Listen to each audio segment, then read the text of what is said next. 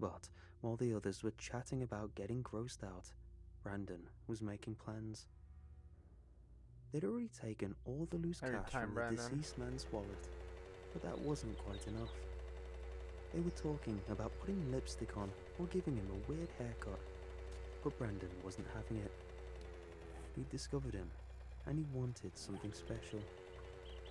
"Vicky, give me a pencil," he finally said. "This'll be good." She handed it Oh, over. iron deposit, baby. Brandon carefully Ah, I didn't punctured bring my most of it pickaxe. in 2 spots using the pencil. I was surprised to see so much blood run out, even though the man was already dead. "What are you doing?" protested Vicky. "Give me my pen." The others just looked at the corpse, stunned. It looked like there'd been some kind of vampire attack, with 2 puncture wounds Hey, right on the artery. "This'll get him talking," grinned Brandon. "Absolutely hilarious." Brandon. There was an article about it the next day. Some old lady had found the dead man and noticed the wounds. She called the police. The cause of death was determined as some Ouch. kind of aneurysm, but that's not what had people talking. The vampire bite was far more interesting. Brandon was so damn proud of himself. There was even a short national news segment about it. Remember the story about the Minnesota bloodsucker? Yeah, that was us. No vampire business, just terrible kids being terrible. Although the whole thing was debunked the moment you actually read the story, the headline was enough to bring national attention. But that's just where the story starts. Not a lot of people have heard about what happened next. Days later, I was meeting Vicky and her friends at a nearby gas station. Vicky had a car, and we were going out for Chinese food. There was this guy coming down the road, sprinting. He had these ragged clothes and looked just dreadful. Unkempt beard, wild hair, sunken eyes. He just ran right past us like the devil was chasing him. He didn't even look at us. He just kept going, with floppy shoes hanging on seemingly by willpower alone. All across town, similar people showed up. From second-hand accounts, I've counted at least 6 different people, all of them panicked and barely coherent. One ran into the local police station, another into the school cafeteria. Some were arrested, others I didn't bring dismissed. any. They all said they were I didn't looking bring for the any honey same or thing: vitamins or anything like that. Minnesota bloodsucker. If I get infected, that's it. The first time I talked to one of these people, I was standing in line at the ATM. At first, I thought they were homeless. They looked the part. But when he came up to me, I could tell there was something strange about him. He had these tiny, tiny pupils. His eyes were almost completely white. He was shivering, keeping his balance. He was going through everyone in line, asking us one by one, "Do you know the bloodsucker?" When it was my turn, I didn't know how to answer. Instead, I just shrugged it off. "You know it's fake, right?" I scoffed. "He had an aneurysm." "No," he responded. "No, it's real. There you It's go. here. We gotta find it." He had this absolutely desperate look about him, like his life depended on it. He was on the verge of breaking into tears, keeping it all together by a thread. To me, it had all been an inconvenience, a lie taking a form of its own. But to this man, the bloodsucker was the realest thing in the world. Brandon and the others weren't paying attention to any of it. To them, desecrating a corpse had just been another day. They did this kind of thing all the time. Hell, Vicky was practically a vampire already. She was up all night with Brandon most days, missing class and partying like 4 times a week. From what I'd heard, she was taking some pretty nasty stuff. Pills. But people around town were getting a bit paranoid. They might have been able to convince themselves that this was all a hoax based on the articles. But with these people showing up, it was kicking up all kinds of rumors. Mm. People were putting their ear to the ground, paying attention, soaking up the rumors. And where there's rumors, There are angry and worried people calling the police. They started a neighborhood watch, and the police were pressured to take action. Brandon had a house party broken off because of an anonymous tip he knew the bloodsucker. Not that strange, considering Brandon was the bloodsucker in a sense. One Friday night, Brandon was calling us to his place for a house party. Considering how the last one went, I wasn't interested. Besides, it was almost midnight. I cuddled up in my bed. I just ignored it. The next day, I went over to his place. We usually went out together for lunch on Saturday, and he'd been unusually quiet. I got there around noon. Vicky's car was in the driveway. Brandon's parents had gotten him his own place about a year back, so there was no one around to check on him. Even so, I got a bad feeling. Vicky didn't like spending the night outside her place. When I stepped inside, I could tell something had happened. There was a couch overturned, and there was this strange, iron-like smell in the air. A glass table had been shattered, and dry flowers from a broken vase lay across the floor. A couple of blue sunflowers had gotten Brandon when he moved in. It looked like there had been an insane fight. There was even some blood dripping of a splatter in the ceiling. How the hell did it get there? At first, I didn't know what to do. I just stood there, calling out for Brandon, or whoever might hear me. I got no response. There were no bodies, just an unlocked door and an absolute mess. I called the police right away. They took over, and I got to hear that several people had been reported missing. This was the first lead they had. There'd been at least 6 people there, 3 of which had been reported missing. They'd probably sneaked out in the middle of the night, and their parents had noticed their empty beds in the morning. I couldn't shake the feeling that there was more to it. This had to do with the bloodsucker, but was it retaliation or something else? Having unknowingly dodged the bullet, I started getting paranoid. This did little There to it slow is. the rumors.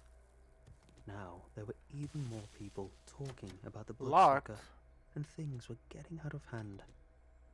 Although this was mostly reported locally, there were interviews, articles, and missing people posters handed out all across town. Putting up a Oh, poster God. for Vicky and Brandon was one of the most surreal experiences of my life. It was like their pictures were staring at me through the paper, asking me where the hell I'd been that night. People were asking me questions. My parents, the police, social services. A lot of people had the impression that I knew something. And sure, I knew all about Brandon's prank on that dead body. But I wasn't telling. Not outright. Then again, I didn't see the relevance. It was just a stupid rumor. So, I just shut up about it. I got through countless innocuous talks. They were all being so friendly and understanding, but constantly prodding me. It's as if they just couldn't believe that I had no idea where Brandon and the others had gone. We just want to talk, they all lied, to see how you're holding up. This painted an enormous target on my back. Everyone knew I spent time with Brandon and the others. So, when days turned into weeks, people were growing desperate. I was getting I took dozens of calls a 105 day. hits to unlock. I remember once when the paper Machine called gun to ask me parts, I'll about take the them, gold nuggets, and take I the just 762, I'll "I take don't the know anything. 5,000 dukes, Maybe the nice. bloodsucker got 'em. Bullet I don't know." casings, bullet tips, Shouldn't have shotgun said that. shell. I Can I really dismantle shouldn't these? Maybe I'll be able to sell them. This just kicked everything up a notch. Rocket launcher parts. I was brought No, I'm just into not the gonna take police 'em. station and interrogated. Why not? I'll take the I was buckshot. brought to the school counselor with my parents. There were endless phone calls from newspapers and worried parents, as well as a few internet nut jobs. The Minnesota bloodsucker was turning into a headline. People don't just go missing by themselves. I stopped going to school. Those awful moments in between classes, or when I walked around on my own, just ruined my nerves. I imagined hearing people talking Actually, I'm behind gonna my take that. back, or some unknown presence Lead? looking I thought I at dropped me the from freaking afar. clay. This rumor Anyways. about the bloodsucker had taken Clay, over my life. lead, I iron, thought about telling the truth. I really did. nuggets, But when you've dukes, lied for weeks on casings. end, That you on me. can't just start changing your story overnight. My parents got me a cheap car Yeah. so I could go straight home from school. But cheap cars are cheap for a reason. And one night in late May, the thing I'll go for broke the care down package later. completely How far is just it? off the highway. Yeah, it's pretty I'd been far. a bit careless and spent some time after Gotta school set up. with a friend. The base. I'd had a few beers and probably shouldn't have been driving in the first place. So I was a bit anxious about calling for help. I had to manually push the car off the road. It was almost 8 p.m. and there was an awful wind blowing. Drops of rain smattering across the windshield, and this cold howling sound echoing across the highway. There was a storm coming. Cars rushed by. as Probably I check the panicked trader real about quick, see if what they to have do. anything good. It was either my parents, the police, or AAA. I finally settled on calling my parents. I had my thumb hovering Oh, above the what? number Another iron for a few deposit? minutes, trying to build up the courage. Inside of a tree? I've been a pain in the ass lately, and this wasn't making things easier. The faint smell of beer didn't help. There was no way for me to prepare for what happened next.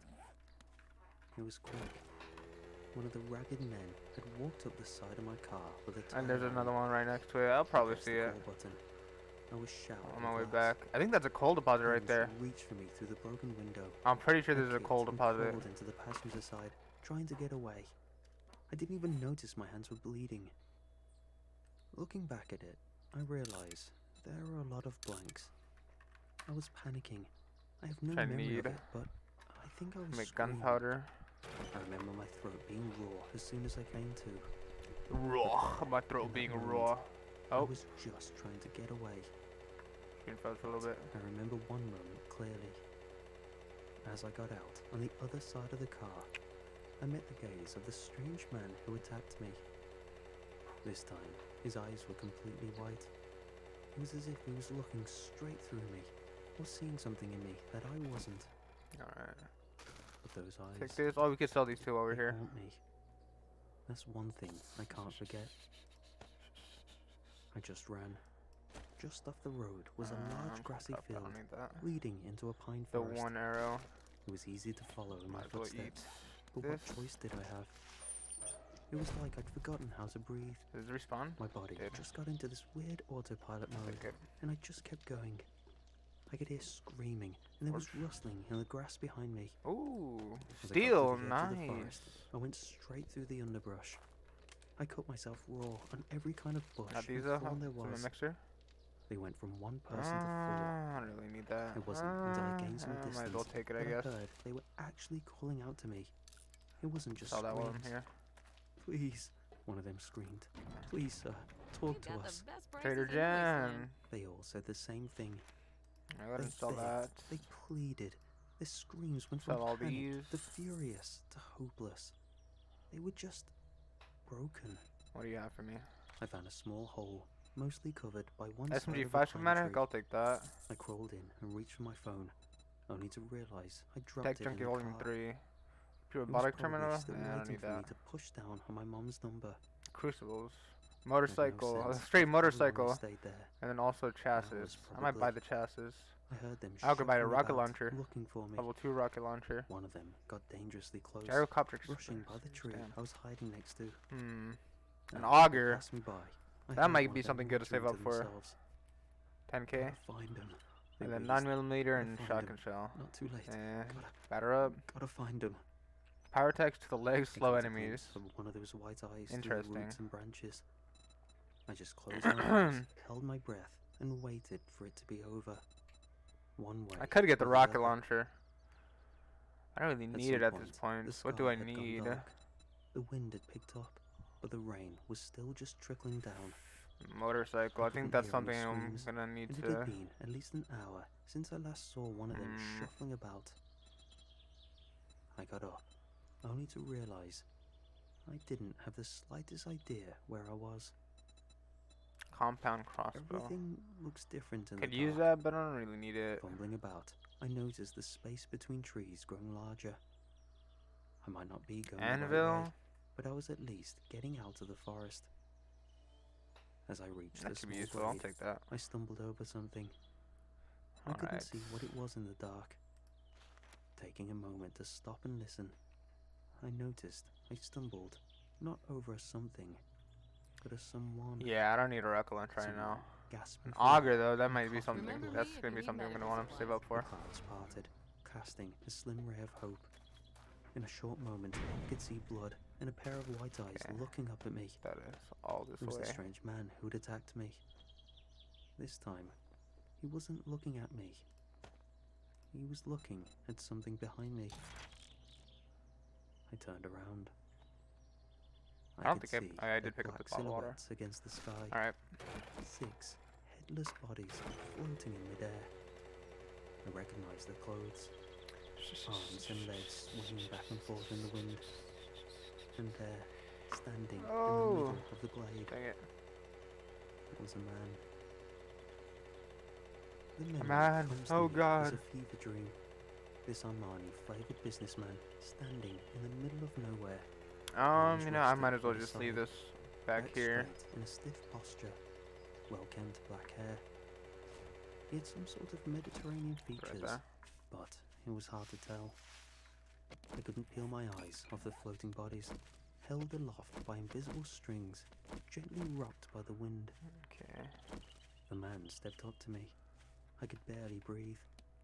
It was as if my Let's body set up the plate forgot traps how to first, I run. guess. There was just something about his eyes that That's a just good made place. me freeze and wait for him to speak. He gently shook my Probably hand one in each with corner an here. ice-cold grip. Yeah. It hurt my veins just to be near him. You brought a lot of attention to me, he said. His voice dripped with threat. He had the kind of low voice that was just on the edge of turning into a growl, I won't get like hot chocolate, hurt unless it's but turned on, so I guess. hot it'll burn your tongue. So let's put on the generator bank. Well, like I right don't here. appreciate this level of Yeah. scrutiny, he continued. It ends now. Put I know. 3 I of these wheezed. hoes in there. I'm sorry. Refuel it. Some woodsmen are seeking me, he said, eyeing the dying man I tripped over. And then a switch. You and your acquaintances brought them here. So how does this work? It wasn't our choice, I stammered. Okay, so They just... He lost control. connect A you monster seeping through the cracks. to His you. skin turned white and cracked, like a snake shedding its marble Whoops. skin. His eyes turned You dark. to you. His mouth unhinged, revealing Can I do another three one? full I rows of sharp think I teeth can. with 2 prominent fangs. I keep getting stuck there. In a moment, You was as if he to grew by you. Is that several working? It's feet. working. It's working. I wasn't Am I looking too straight tall to at go him under there? anymore. So lost. I was looking No, up no, at no, him. no. I am indifferent to your excuses. You. His fingers were so To long, you. they almost wrapped around my neck That should twice. be it. He could have popped my head like a That's, grape. Instead, he slowly squeezed my neck and lifted me up. cans. I could feel my pulse pounding against Rifle. his fingers. Drop You these. will tell them it was all you. You will tell them there is nothing in the dark. Give me that back. You will Steal. lie. I tried to nod, but I couldn't. I was standing on the top of my toes, trying not to break my neck. You will lie.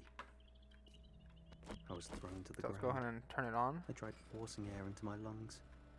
With the tears that welled up in my eyes, I saw the vague shape of a monstrous man picking up the And bleeding person voila, I'd let's go, stumbled over baby. earlier. All Maybe right. he'd been saved as a snack. The last thing I remember before running blindly into the woods was the sound of a Alright. cracking neck and No. blood pouring out of a shivering body So I have some of like a these. juice box. Let's cover my Blood blind spot. reflecting off a pale here. skin. Bright drops dripping into open, unblinking black Use the corner eyes. piece for that one. 6 headless victims, held hostage by some unseen force, saw me turn my back on them, and I ran like a bat out of hell. The next morning, I lied. I told everyone about the prank. I told them it was all this stupid thing that got out of hand, and I told them I had no idea what was going on. I'm gonna start patching up the place. I lied about Brandon and the others. saying I didn't know what had happened. I lied about my car, saying I walked home, and that someone must have broken into it while I was gone.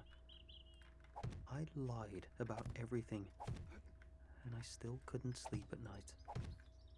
If there was even the slight chance that I was missing something or outed that thing in any way, I'd be dead. I was sure of it. Now, a few years down the line, I feel like it's time to speak up. An anonymous post online is as far as I'm willing to take this. It's a start. I've left that town behind, the whole state. But every now and then, I get an email or a strange friend request. Someone asking uncomfortable questions. And to this day, I lie. Ooh. Who was the vampire? That was alright. Creepypastas don't really hit anymore. Oops.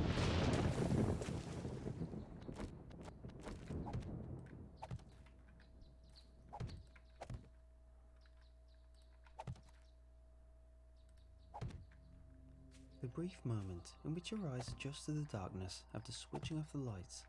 That's the moment you should be afraid of. What is this? The few, drawn-out seconds. My that mother your vision kept is night shrouded lights in in pitch every room black of the house. as you wait for your eyes to make sense of your Alright. surroundings. How many of those seconds before the outlines of your furniture come into view? Those are the seconds when you should be hiding. This is what my mother told me a long time ago, long before she passed away. These words have been stuck in my mind since the day I heard them, and they repeat themselves to me each night when I shut the lights off for bed. I keep a nightlight by my bedside, just like my mother always did. She told me this the day after my 11th birthday. I remember I was going to spend my birthday on a day trip out of town to celebrate. My day was filled with frolicking in the hot sand on the beach and taking countless ocean waves straight to the face. Needless to say, I was exhausted. It was around 9 PM when we got in the door, and I dropped my things in the hallway and dragged my heavy body to my bedroom. This moment should have been a blur, just like any other tired night. But after changing into my pajamas and switching off the light, something happened. I switched off the light, and the room around me became a dark void in every direction. My mother had kept a nightlight in my room for as long as I can remember. Tonight, I guess, the bulb had finally died. At that moment, I didn't give it a second thought. I had walked to my bed thousands of times up to this point in my life, and I knew I could navigate there easily. Across my bedroom, keeping my arms extended as to not bump into anything. Seconds passed of wandering across my room in the dark, and I had not yet reached my bed. I thought this was strange, but I quickly wrote it off as my tired brain kept me turned around and lost in my own room, despite it being a straight shot to my bed. I squinted and swiveled my head around, looking for any recognizable outlines of furniture, but my eyes had not yet adjusted to the light. In all directions, it was pitch black. Again, I blamed this on the day spent in the blinding sun and began to wiggle my arms around while I walked, hoping to make contact with anything in the room. There was nothing. A crippling pain surged in my chest as I became overwhelmed with panic. I tried to turn 180 degrees as accurately as I could, hoping to dash back to the light switch and flick it on. I took off full speed, but I never reached the wall. I never reached anything. My knees buckled under me and I collapsed to the floor, but there was no floor. No matter where I looked or how hard I flailed, my surroundings had been replaced with an empty abyss. I opened my mouth and I screamed. No sound came from my mouth, but I could feel my vocal cords burning and vibrating. I continued to scream, emptying my lungs several times over. My face was wet by tears and my throat felt tore open, but I never heard a sound. I don't know how long I stayed in that gap of emptiness, just outside of reality. My mother said she had only heard my ear-splitting wails for a second before she rushed into the room and switched the light on. I remember the look on my mother's face in that moment. It was the first time I'd ever seen a look of absolute terror on the face of an adult. My mother, the pinnacle of an unwavering spirit, looked completely broken. That night, my mom didn't let me out of her sight. She made me a cup of warm tea with honey to soothe my throat. She listened patiently while I told her what had happened. She seemed surprised. She replaced a nightlight in my room with a new one from a box she kept in the closet. I slept in her room that night with the lights on. Alright. Next morning, she waited patiently for me to wake up, and she had a warm cup of tea ready by the bedside. She stood by until I was ready to hear the answers to my questions about the night before. She explained to me about an exit door to reality that can only be passed through in specific circumstances. My mother told me that if a person stays in that blackness for just a few too many seconds, they will be lost forever. It was then that the nightlights in every room of the house made sense. That was 9 years ago, and I've never made the same mistake again. Ooh, So, BRB. why am I sharing this information now? My mother passed away last week. I was the one who found her body. She was lying in the middle of a bedroom floor, the sun shining onto her through the window and her eyes swollen and bulging from her face. Her hands were curled in unnatural positions like a frightened animal. The following hours were oblivious, consumed by talks with the police and EMTs. Alright, we're just gonna let time They pass. told me then that the cause of death was a heart attack, confirmed days later by the autopsy. Heart In an attack. attempt to comfort me, they told me that it happened suddenly and was over Suddenly. all at once. All at They once. said she wouldn't Alright, have I'll suffered. He wouldn't have suffered at all. Alright, I'll stop. I still know better. My mother suffered immensely when she passed, and she may still be suffering now. I don't want to think about what it must be like for her right now. I just know that when I found her body that morning, I'ma be. I couldn't help but notice I'ma that be. the nightlight by her bed I'ma be. was burnt out. I'ma be. Ooh, the light was burned out. After my last post, I received a lot of messages encouraging me to go back into the abyss. It is something I had not even considered, and initially I shut the idea down completely.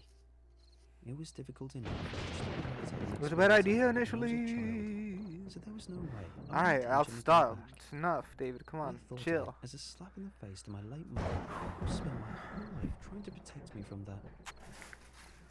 However, the more responses I received, the clearer it became that people genuinely believed there was a chance I could bring my mother back from the abyss. I slept on it.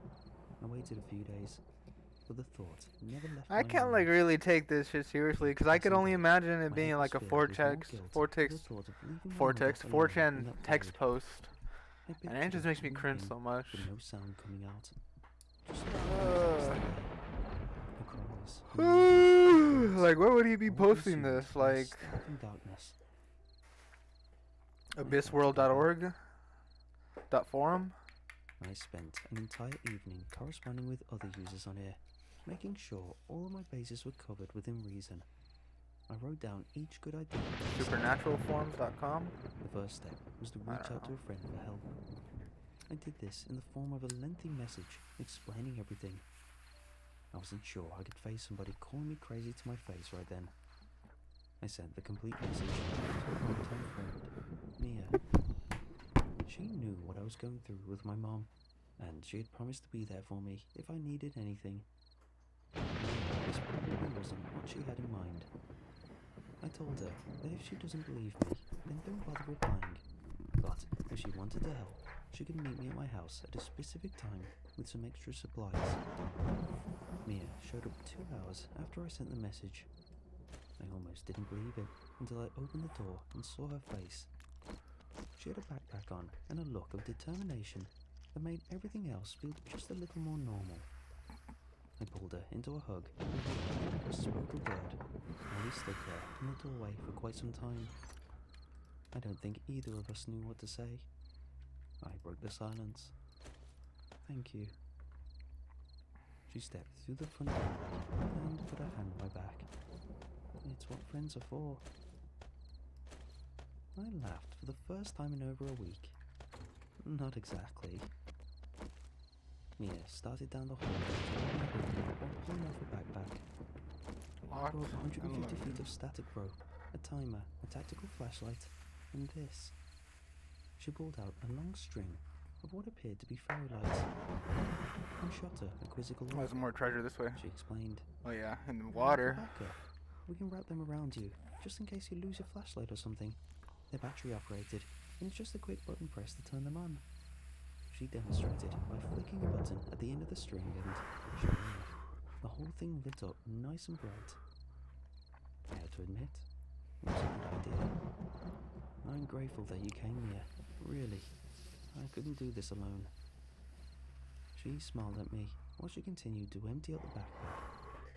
She emptied out several boxes of batteries and began separating them into small plastic bags. I stood back and for preparedness. We spent the next half hour checking and rechecking the supplies while waiting for the sun to go down. Once it was dark enough outside that there was no light coming in through my curtains, So what? Did the? I figured it was time I'm to start. confused. Did the people have a body or no? The mother's body or no? But I don't think I ever would have. We tied the static rope around my waist and practiced tugging on it hard to make sure it wouldn't come loose. Mia's logic was that if I got turned around inside the void like before, I Here we could go. just follow the rope and it would lead me back to the door. We wrapped the fairy lights around my body loosely, put pins securely to my clothes in several places. I took Mia's backpack full of assorted batteries for each of the lights, and I kept the flashlight gripped tightly in my hand, but turned off for now. We decided Whoa. that we would start with a 30-second timer, and Mia would switch the bedroom lights back on when the timer went off. Mia stood by the I'm light gonna switch shoot from in my below. room, one end of the rope More fun. tightly around her hand. Ready? She looked at my eyes when she asked. I couldn't answer. I thought if I opened my mouth to reply, I might say no. I might say, Honestly, these traps are probably let's just stop it now. gonna and lose me a lot of start over." XP, so Instead, let's just kill the zombies. and 'Cause I don't get XP from them yet, I don't think. hopefully convincing, smiling. The last thing I saw Oh, before the the fat room went boys! dark was the Fat Boy heavy look of Nation. unease in Mia's eyes. Then it was black. The room was so quiet that I could feel my breathing. I could still feel my feet on the ground, so I began to walk in the direction. Oh I wow. always squinted, looking for outlines in the inky darkness. Ow, My eyes cunt. would adjust, and I'd see myself in the bedroom mirror, tied up with flies and That's rope. gonna be a It problem. felt ridiculous. But it didn't. In fact, it seemed like my surroundings were only somehow Oh, perfectly shit! timed, as if They broke they the were top slowed one. by an ocean of foot. My leg! I took a deep breath and realized that my sound was deafening. I felt my voice was Oh fuck, I'm infected already. So, this was it. But, now what? My legs kept moving in a walking direction, but had ceased making contact with the ground. It was impossible to tell if I was even covering any distance at this point. In the void, my movements had no pushback, and I tried to walk or swing or fall. It was scary. My hands crossed, seemed like the distance crept this way steadily until I landed. There was no thinking out there.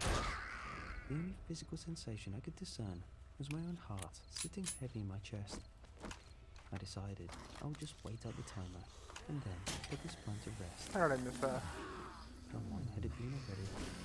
It had been minutes, but I knew it was just my religious perception.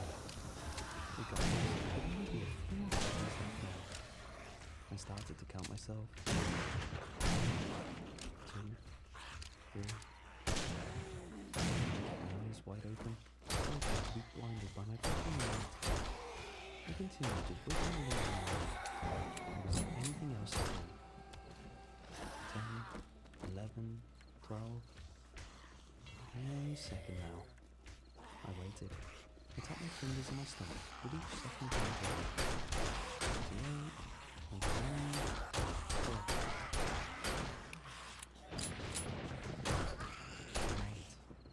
Never came on. I stayed there, suspended in the void, counting each tap on my fingers. Past this point, I couldn't stop my mind from racing. I began to cycle through all the possibilities of what could be happening in the real world. I hadn't realized that the light switch yet. I wondered at ourselves, because I frantically flew around my flashlight. As soon as I made contact, I hit the power button.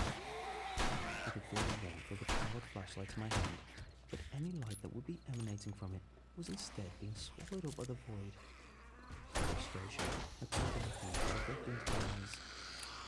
I could feel my eyes stinging, and my cheeks getting damp with tears. But I couldn't see it. I knew I was panicking.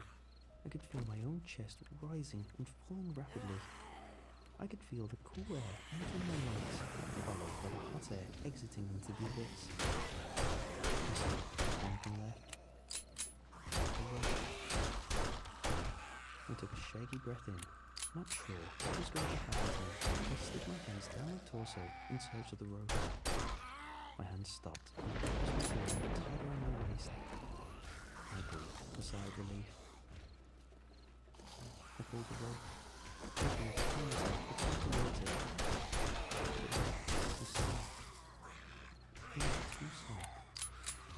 I ran my hand down the length of rope, and it was only a few seconds before it slipped out of my hands, and I realized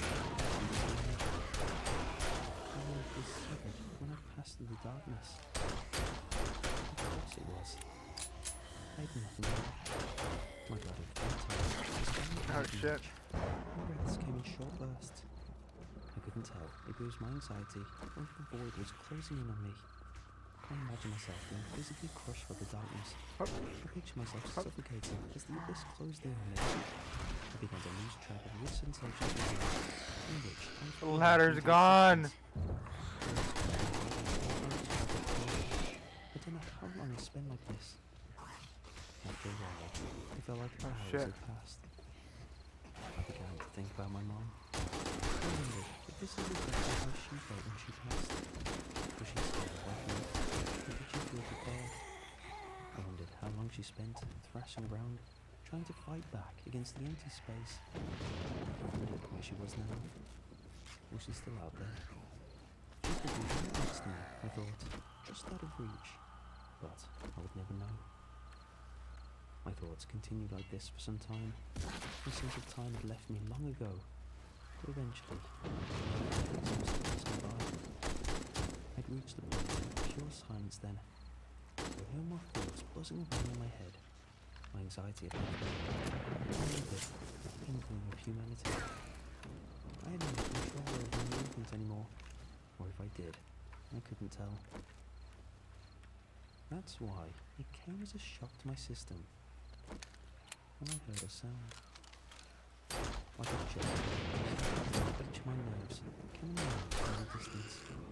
My sense of distance was skewed, if there at all. But if I focused hard enough, I could hear it. Like nothing else I could do, so I just listened. The sound was so foreign, yet familiar. I knew that I could pinpoint what it was with enough time, but I was so worried it would leave me just before I put my finger in it. The sound struck me to my core. This faint whisper of noise shook my bones. It was so soft, but I could feel it reverberate up my spine, down my arms, and into my fingers. What was it? I listened. I listened so hard that I was sure I'd given myself a headache if I could feel my head. Then, it finally registered. I was hearing this sound. A sound I'd never heard before. I was struck with a sense of emotion I hadn't felt in the eternity I'd spent in this void. It had looked I could feel it on my legs. I'd have sprinted towards her. I'd have held her in my weak arms. I never would have let her go. But then, there was light. Blinding, burning, stinging, painfully intense light. The girls fell, and it was burning light. My bones ached. My head was full of a stinging fire. My mouth was dry, my throat sore. The sound of a friendly voice nearby. So, how was it? Mia's voice, just a few feet away. I turned around, slowly, like a rusted gear. I tried to explain, but my body didn't cooperate. I watched Mia approach me for the past later. I was back in my bedroom. There was another noise that had faded into the background. And I took repeat and repeat. The timer. I used it as a strength message. Mia helped me to the bed. She sat with me, an eager expression on her face as I gulped down the water she'd brought me. I felt a slight relief. I spoke. Mia, for so long. What happened? Mia looked at me like I'd slept. She held her hand, still beeping. The numbers flashed on the screen. Seconds. Believe it. Mia stayed with me for the rest of the night, but I was ready to talk about my experience. She was understanding, and she left the next morning. She told me to reach out when I was ready to talk or try it again. It's been several days since those events, and I've barely had the physical strength to leave my bed. 30 seconds of this has wrecked my health. I thought about going to the hospital, but I wouldn't know what to say. I was really only one thing. I have to go back. I know it's crazy. I know I'll probably die, but I don't know what else to do. My mother is in there. I heard her cries. Somewhere. Beyond my ears.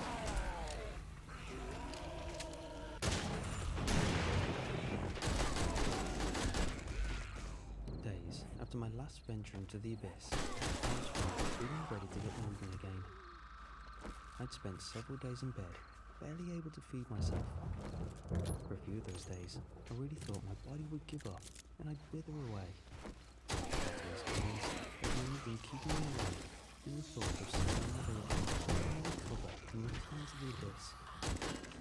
Yes, I was planning for returning to the abyss. At that point, there wasn't anything that could have stopped me. I truly hoped I could find my mother in there and bring her back. This venture would kill me, but there wasn't any other option. Because of this, I knew I couldn't tell Mia about my plans. I knew she would try to stop me. I got my supplies together, just in case, and I waited until the last minute to send Mia a message. In the message, I thanked her for all of her help and let her know that she might not see me again. I figured she would never know what was happening, but by then, it would be too late for her to change anything. With everything prepared, I stood in my doorway with my hand on the light switch. It took up until this point, but it dawned on me I didn't realize what it was. I truly knew nothing about the nature of the events. I could only hold on to the hope that I'd hear my mother's cries again, and I'd be able to navigate through this. That is all I had to go after. When I tried to picture a plan laid out in front of me, all I could visualize was I'd been lost in twice before. Each time, I'd had someone there to pull me out of it. I was alone. But I'm not, I told myself. Mom is there, waiting for me. I remembered how long those 30 seconds had felt before, and I wondered how Mom felt, floating that deep darkness. Part of me hoped that by the end of that time, maybe she had learned something about me. Maybe she had things that I didn't, and we could put our heads together to make it better. The way my sanity slips from my grasp so easily as it can. After only 30 seconds, I consider my next brain could just be unhinged by now. lost to the clutches of the void. What a moment. The soft sobs had gutted out and been consumed like everything else in my life. I couldn't think about Dark. that now. I couldn't live with myself if I walked away from this. Soon, Mia might be knocking at my door, and then I'd lose my chance to make things right. I had to go. This time, I didn't move. I just waited. I tried not to count or focus my thoughts on anything. I didn't want to waste any time. I stayed put and anticipated my mind inside that endless room full of nothing. Revolvers. Until I was just upon the precipice of all physicality disabled, and then pushed away into that now familiar sea of desolation. I waited. I would be ready this time when What I the? passed through the gateway out of reality. But it felt just as terrible as the other times. That hit me. No matter how much I mentally prepared myself, my normal brain could not find comfort in the darkness. I could no longer feel the floor beneath my feet, and find my legs and hands. It was a wholly unnatural sensation to be floating, but not falling. Like each time before, it was impossible to rationalize my silent but panicked breaths. Choked the floors. I'd lost my physical sensation. My cheeks were down. Kind of melts. I wept for everything I'd lost and would lose. I wept for my mother and wondered if she could hear me somehow. Even though no sounds came from my body, I pictured the face of an entity with a gaping maw, gobbling up my tears. I poured away the light from my flashlight and saw it into the entity's stomach, happily starving, never satiated. I envisioned it swimming comfortably at touches, devouring things I loved the most, with no concept of remorse. I was convinced that the abyss was gnashing my bones, contoured to my flesh between its teeth. I couldn't feel anything besides the fear. I pictured myself at 11 years old again, staring at the abyss in the face, and had no idea. I remembered the way my mother listened to me. I remembered how she warned me about this. I took precautions to ensure I never went back here in the belly of the evil beast. I let the abyss savor the taste of my terror. This is what I deserved for daring to re-enter its domicile.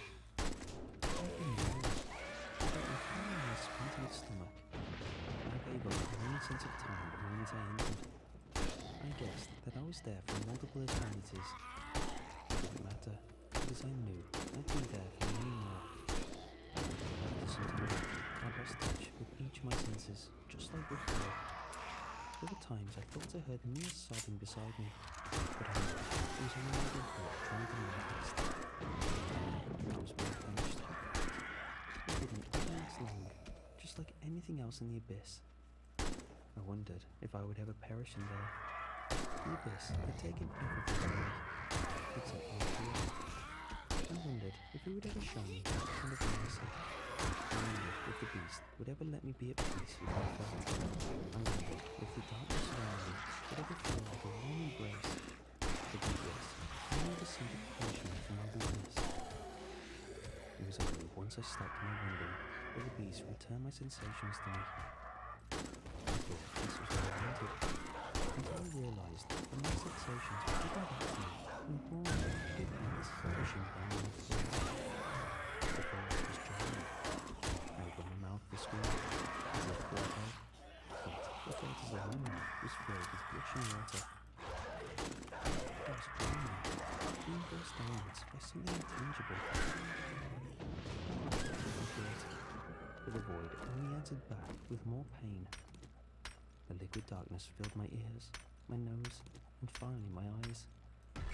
Somehow, my vision was washed out with a darkness that was darker than the endless black of the abyss. Why? I tried to scream, but my lungs were full of the nothingness. My lungs felt like they would burst. I waited to breath out, but I knew that wasn't possible. Not in here. I knew it was pointless to beg the void, but I couldn't help it. Please, I heard my own voice from my lips. a sound I thought I'd never hear again. My lungs were still heavy in my body, like they were filled with concrete, yet I could hear my own voice. Please, I begged again. I didn't know what else to say. Make this stop. It felt good to speak again, but I knew not to get comfortable. From above me, there echoed another voice. You have to relax, sweetheart. Perhaps the most tender sound I'd ever heard. My mother's voice. I gasped, and instead of thick oil or concrete, my lungs were filled with a gentle, almost sterile air. I realized then that my eyes had been closed, but I don't know for how long. I didn't think it mattered. When I opened them, I was greeted with the sight of my mother, about 5 feet above me, with a hand open and extended down towards me. I couldn't move to grab hold of it. I wanted so badly to take her hand and let her pull me out of this nightmare. I wanted to be in her arms. I wanted to cry again, just like when I was a child, lost in this same void. I can't, I spoke, trying to will my hands towards her, but it still wouldn't move. A soft smile crept over her lips. You have to stop struggling. The words swaddled me like a warm blanket, but I felt frustrated. All I could do was struggle, I thought.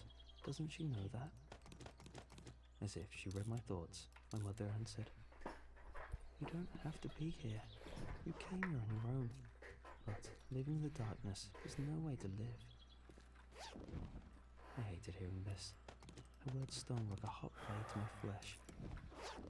I just wanted to save you, I squeaked out. At this, Mom moved closer to me. I don't know how she did it. Surrounding her and me was still the endless chasm of blackness that was the abyss. Yet she effortlessly moved towards me. I still couldn't move. My senses were engulfed in her presence. Her smell, her warmth. I could feel all of it as she closed in and wrapped her arms around me in a familiar embrace. At first, I fought back my tears, but I knew what Mum would say. Don't fight it. I let them flow. Quite The the warmth of haul. my own tears on my cheeks felt like pure relief. I sobbed into my mum's shoulder while she kept her arms gripped tight around me. It felt so good not to feel like I was floating away. Aren't you scared in here? My words choked out, muffled by a shoulder. I peeked up to see her, still smiling. I realized it then. She was just happy to see me. I felt her on the ground, and as much as I wanted to grasp for her, Phew, excuse me. I saw her inhale as she spoke softly to me again. You have to go back to the light, sweetheart, and stay there. This place isn't for you. You will grieve and slowly work your way back to normal. I know you can do it. I'll be waiting for you when it's your time. I love you so much, and I'm so proud of you. But it's time for you to go home. I gazed upon the abyss as my mother's form was swallowed back up, bit by bit. Wait, I wanted to scream. Don't go yet. I've barely said anything. I still wanted to tell you I love you. But I knew somehow that she already knew. And I knew what she would say. And I knew that she was right. Just as the last of her form was drowned out by the darkness, that same darkness was replaced with a blinding light. This light was painful, but not unbearable. Alright. Following it was a consistent, mechanical beeping just near me, That was Fortnite. but I couldn't turn my head to see what was making it. I squinted and waited for my eyes to make sense of my surroundings. I could hear mixed voices, chattering away nearby. I took a deep breath in, loud enough to make a sound. The air tasted smooth and clean.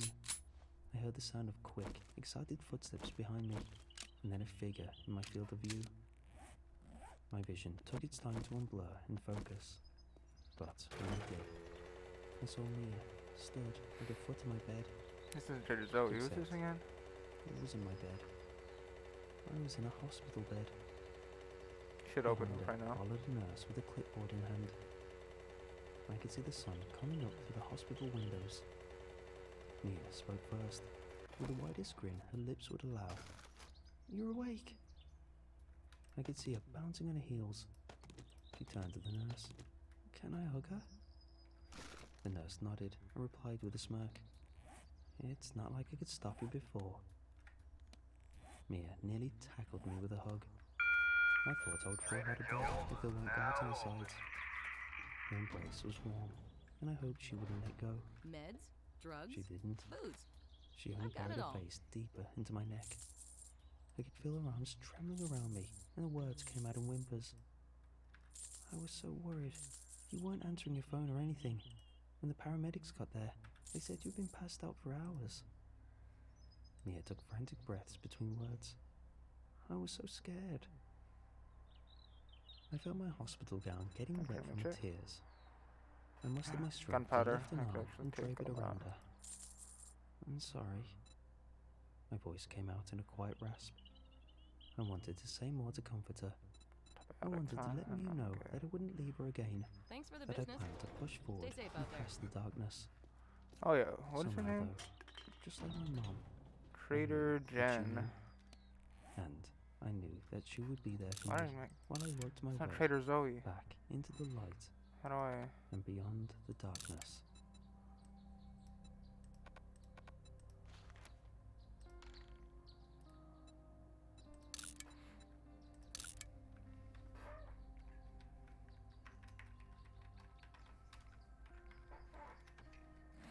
Alright, let's skedaddle back to our place in the city.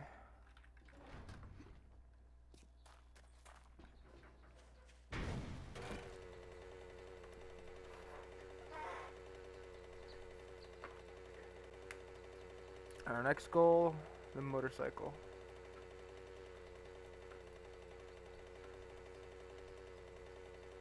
What is this now? A My first job LAPD was at a 24-hour officer used to tell me stories about his 911 call from Primrose Apartments. restaurant called Alright. Flavy's on 3rd and Burlington in Westlake, west of downtown Los Angeles. It was a real hole-in-the-wall place, the type where patrons line up beneath the menu board, specializing in burgers, gyros, and all-day grease-heavy breakfast. I worked graveyard shifts, so did most of my customers, the medical crowd. There were 2 middle-sized hospitals nearby, cops, firefighters, and the assorted there's civil tons of deposits servants out that here. filtered in and out of the neighborhood. A middle-aged LAPD officer used to come by, sometimes with a partner, sometimes alone. Let's call him Officer Carlos Nunez. Officer Nunez didn't look like a cop. If I'd seen him at the grocery store, I'd have thought he were a professor or an attorney or a realtor. Actually, I'm He had gonna a work on my square defense jaw and system for high my forehead, base. curly brown hair, Also, probably and an concrete. endearing bald spot in the friendly, diplomatic face of a sitcom dad. And this Officer Nunez, he had stories. On lazy nights, he could entertain his audience for hours. Audience consisting of Eagle Scout-looking fire babies, bored security guards, and nursing students off clinical shifts. 30 years with a badge and a car had given him plenty of material. Tons of art. And when there were no kiddies to impress, he talked to me. Some of his I stories still haven't were explored pretty dark. this whole city. He saved those for the coldest, I windiest explored most nights of it, honestly. when Flavy's was empty, save for him, Flavy's. me, and the cooks. And though it was nearly a decade ago, what he told me on one of those nights still lingers in the back of my mind. There's a building, he started, less than a mile here, near 6th and Alvarado. It was abandoned, repossessed by the bank. They should have bulldozed the dump. It had been a low-income housing, the Primrose Apartments, officially office space. The building was bought at auction in 1999, gutted, and divided into cheap little white-walled units where the roofs leaked and the air conditioner never worked. In the early 2000s, Nunez was dispatched to the Primrose every couple of weeks, for I think I put reasons generator one at the would top. expect. Domestic disturbances, possession with Of intent my to base. sell, Or maybe at the Drunken bottom. brawls Nah, in probably at the parking top. lot, solicitation, truancy, noise complaints. Oops. Nothing out of the ordinary for a public housing complex lodged within the bowels of a major city. And yet somehow, embarrassingly, the building played on his nerves.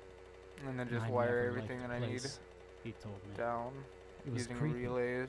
No building erected in the 70s has the right to be as creepy as that one.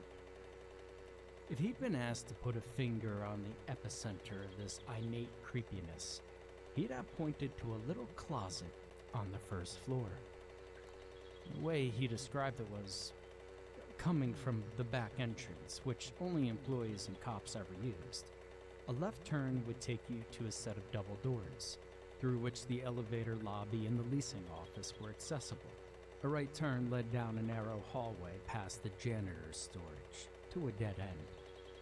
The little closet in question was opposite the janitor's. This church. The door was unlabeled, innocuous, and should have functioned as glorified wallpaper.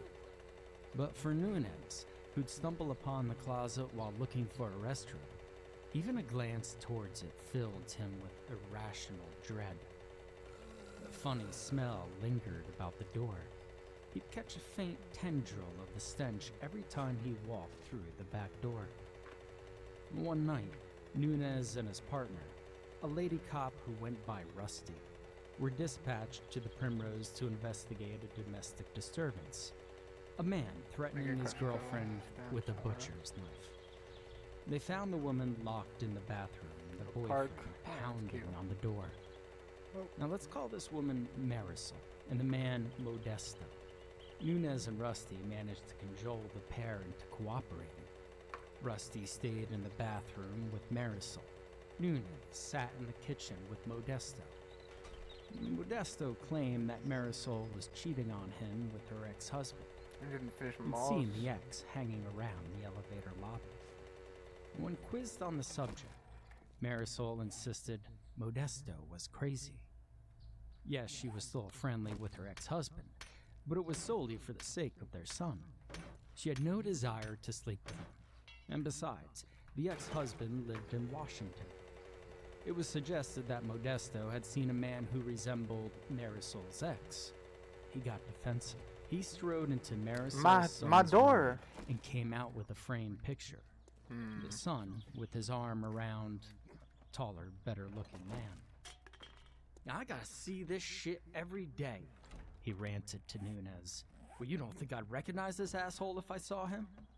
I can It be took gun a safe while, now. but Modesto calmed down and admitted that he may have been mistaken. Marisol didn't want to press charges, and the couple was left in peace. Now, 2 weeks later, Nunez and Rusty were called to the same apartment for the same reason. This time, Marisol was barricaded in the master bedroom. Modesto was brandishing a tire iron, insisting he had an enraging conversation with her ex-husband in the lobby. "You fucked him," he screamed. "He told me. He said that you screwed him on our bed." Backup was called. 30 minutes later, Modesto was cuffed, sobbing, to a chair, while Marisol tearfully paced on the phone with the ex-husband, trying to prove he hadn't been hanging out in the lobby of the Primrose. "There," she Start finally using this cried. pistol. Triumphantly, she pulled up a picture on her phone and shoved it in Modesto's face. She handed the phone to Nunez. It was of the man from the picture, her ex-husband, standing by a City of Wenatchee street sign, holding a copy of the Wenatchee World with the day's date. "There's no way he flew here, fucked me, and then went back to Washington in time to take this picture." Modesto was asked to elaborate. Maybe he was the butt of a cruel trick. He said he'd been alone in the elevator lobby, checking his mail. The ex-husband stealthily came up beside him and had described in graphic, excruciating detail what he and Marisol had done while Modesto was at work. This time, Modesto was a Forged bit iron more mechanical difficult parts to and electrical parts. pacify. He told the cops that he'd been suspicious for months. He knew the ex-husband had attempted to reconcile with Marisol.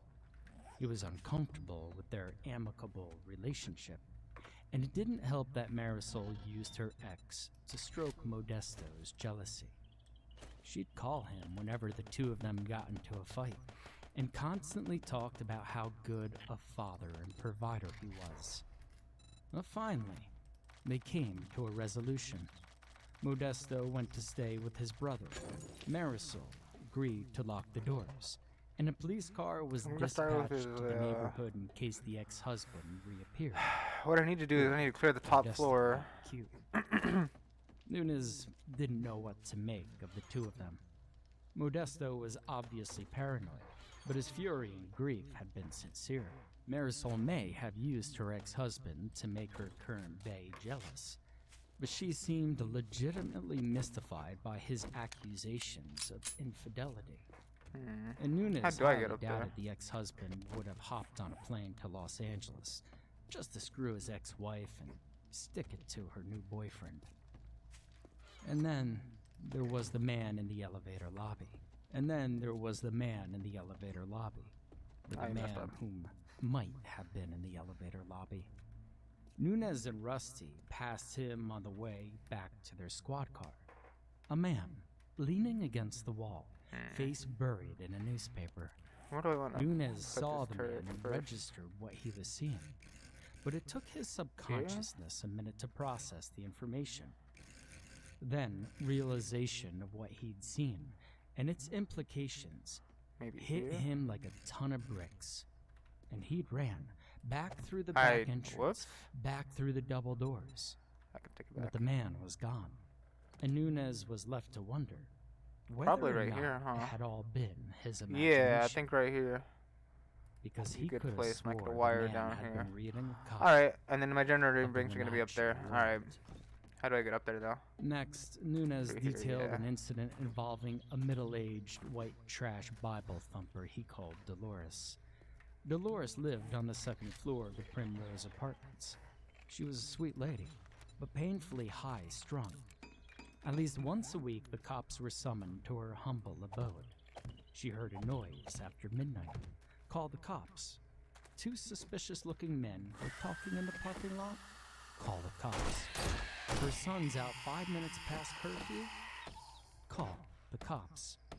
Hell, it had gotten to a point where the dispatchers recognized her voice. Nunez had been sent to calm her down more than once. He believed that, truly, Dolores just needed someone to talk to. And boy, she talked a lot. So like right here She then? talked about her blackout Maybe I drunk should block off past, here. about her husband who had fled Maybe in the in dead of here? night, with the shoebox full of cash she'd been saving for her kids to go to college, never to be seen or heard from again.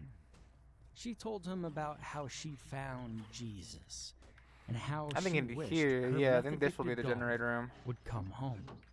The daughter had been in Bakersfield last she'd heard, Alright. shacking up with the boyfriend du jour, and 3 months pregnant. But that had been 2 years ago, and now her number was disconnected and her mail got sent back, and all Dolores could do was pray for her grandchild. He talked about her son, Michael. Alright, bad. He was 17 and a senior in high school. Michael was a good Hey, boy, punk. she insisted, but she didn't like his friends. They were a bad influence on him, and lately, he'd been avoiding her calls and coming home late. He was surlier, angrier, and his clothes smelled like marijuana. He swore the pot smell had come from his friend's car, but Dolores was scared. She thought he was doing drugs. I can't lose him, she sobbed to Nunez, as he tried to convince her that the car stalling in the parking lot wasn't indicative of a drug deal. Mikey is all I have left. One September day, Nunez and Rusty were, yet again, dispatched to Dolores' apartment. Let's He was see. more frustrated than concerned. They had a rough morning, and he wasn't in the mood to take notes on the explosion. The upstairs neighbor had dropped the pot and lid. Dolores had heard, or nod to her, and Three. through one of her long-winded tales of motherly woe. But according to the dispatcher, I have this enough. time was different. Electric The wire voice relay, who electric usually timer took relay. an assertive and condescending tone had been screaming and crying. It was her son. He was hurt. The paramedics were 15 minutes away. Dolores answered the door howling. Her prematurely wrinkled face was streaked with tears. Her eyes were bloodshot. Her hair stuck Okay. out where she pulled at it. Should I do now? And she was sobbing so violently, she could barely speak. Michael, she panted, pointing towards a closed door. Michael, he's... She screamed, primal, animalistic. She cried out to the sky and collapsed on the floor, burying her tear-stained face in her knees. Even thinking about it, Nunez told me, was enough to make him tear up. All the pain and despair in the world was captured in that scream. Rusty tried to comfort Dolores.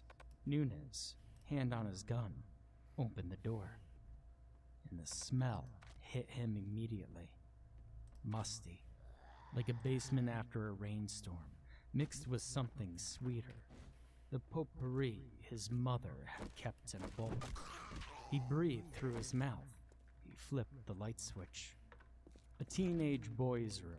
In the far corner, a mattress with bedding kicked aside. On the mattress, a young man no older than 18 was propped up against the wall. His head hung down, jaundiced blue eyes still open, skinny, anorexic, purple blood pooling under waxen skin. Stringy red hair, blotch, infected track marks, oozing pus, joints stiff and contracted, swollen tongue lolling. Nunez buckled. He might have cried out. Trembling like a dog, he knelt by the boy. Giving the dullness of his sunken cheeks and the violet hue of his flaccid limbs, he hypothesized the kid had been dead for hours. Hey, if hypothesis, not a bruh. day.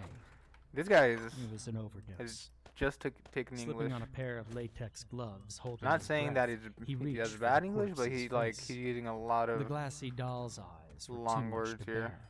If he closed them, his head would okay. stop spinning Put and his this in hands the would stop forward. shaking, and he could function like an Alright, officer of the law, alright. as opposed to a squeamish little What do I hand need? clasped his arm. An icy, vice-strong claw grasped his arm. Be safe. What do I need Took for safe? him a twisting, maddening second to realize what safe. was happening. Michael's 44 cold, steel, dead, Jesus. 5 fingers. decomposing psionic Alright. fingers were wrapped around his wrist. Nunez fell backwards. Michael sat How many up, can I make? 17? folded That's up, it? turned his torso. His stiff, angular joints jerked I maniacally. need more iron. Full Grotesque. show.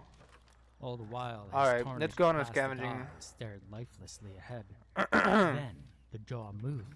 Yeah, let's go Jostled scavenge. the swollen, languid tongue, and with no respect for mechanics or anatomy, he spoke. This.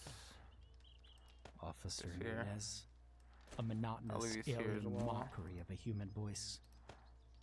This No, let's just keep will everything all where it's supposed to be. burn, and you will burn with it. Nunez grunted, kicked, tugged, broke free of the creature's grip.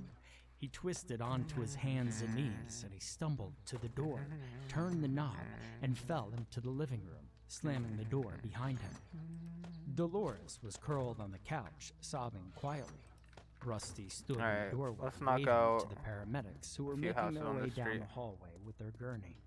The boy, he's not... Nunez stammered. Rusty turned to him, then snapped her head back towards the hallway. A paramedic pushed their way into the apartment.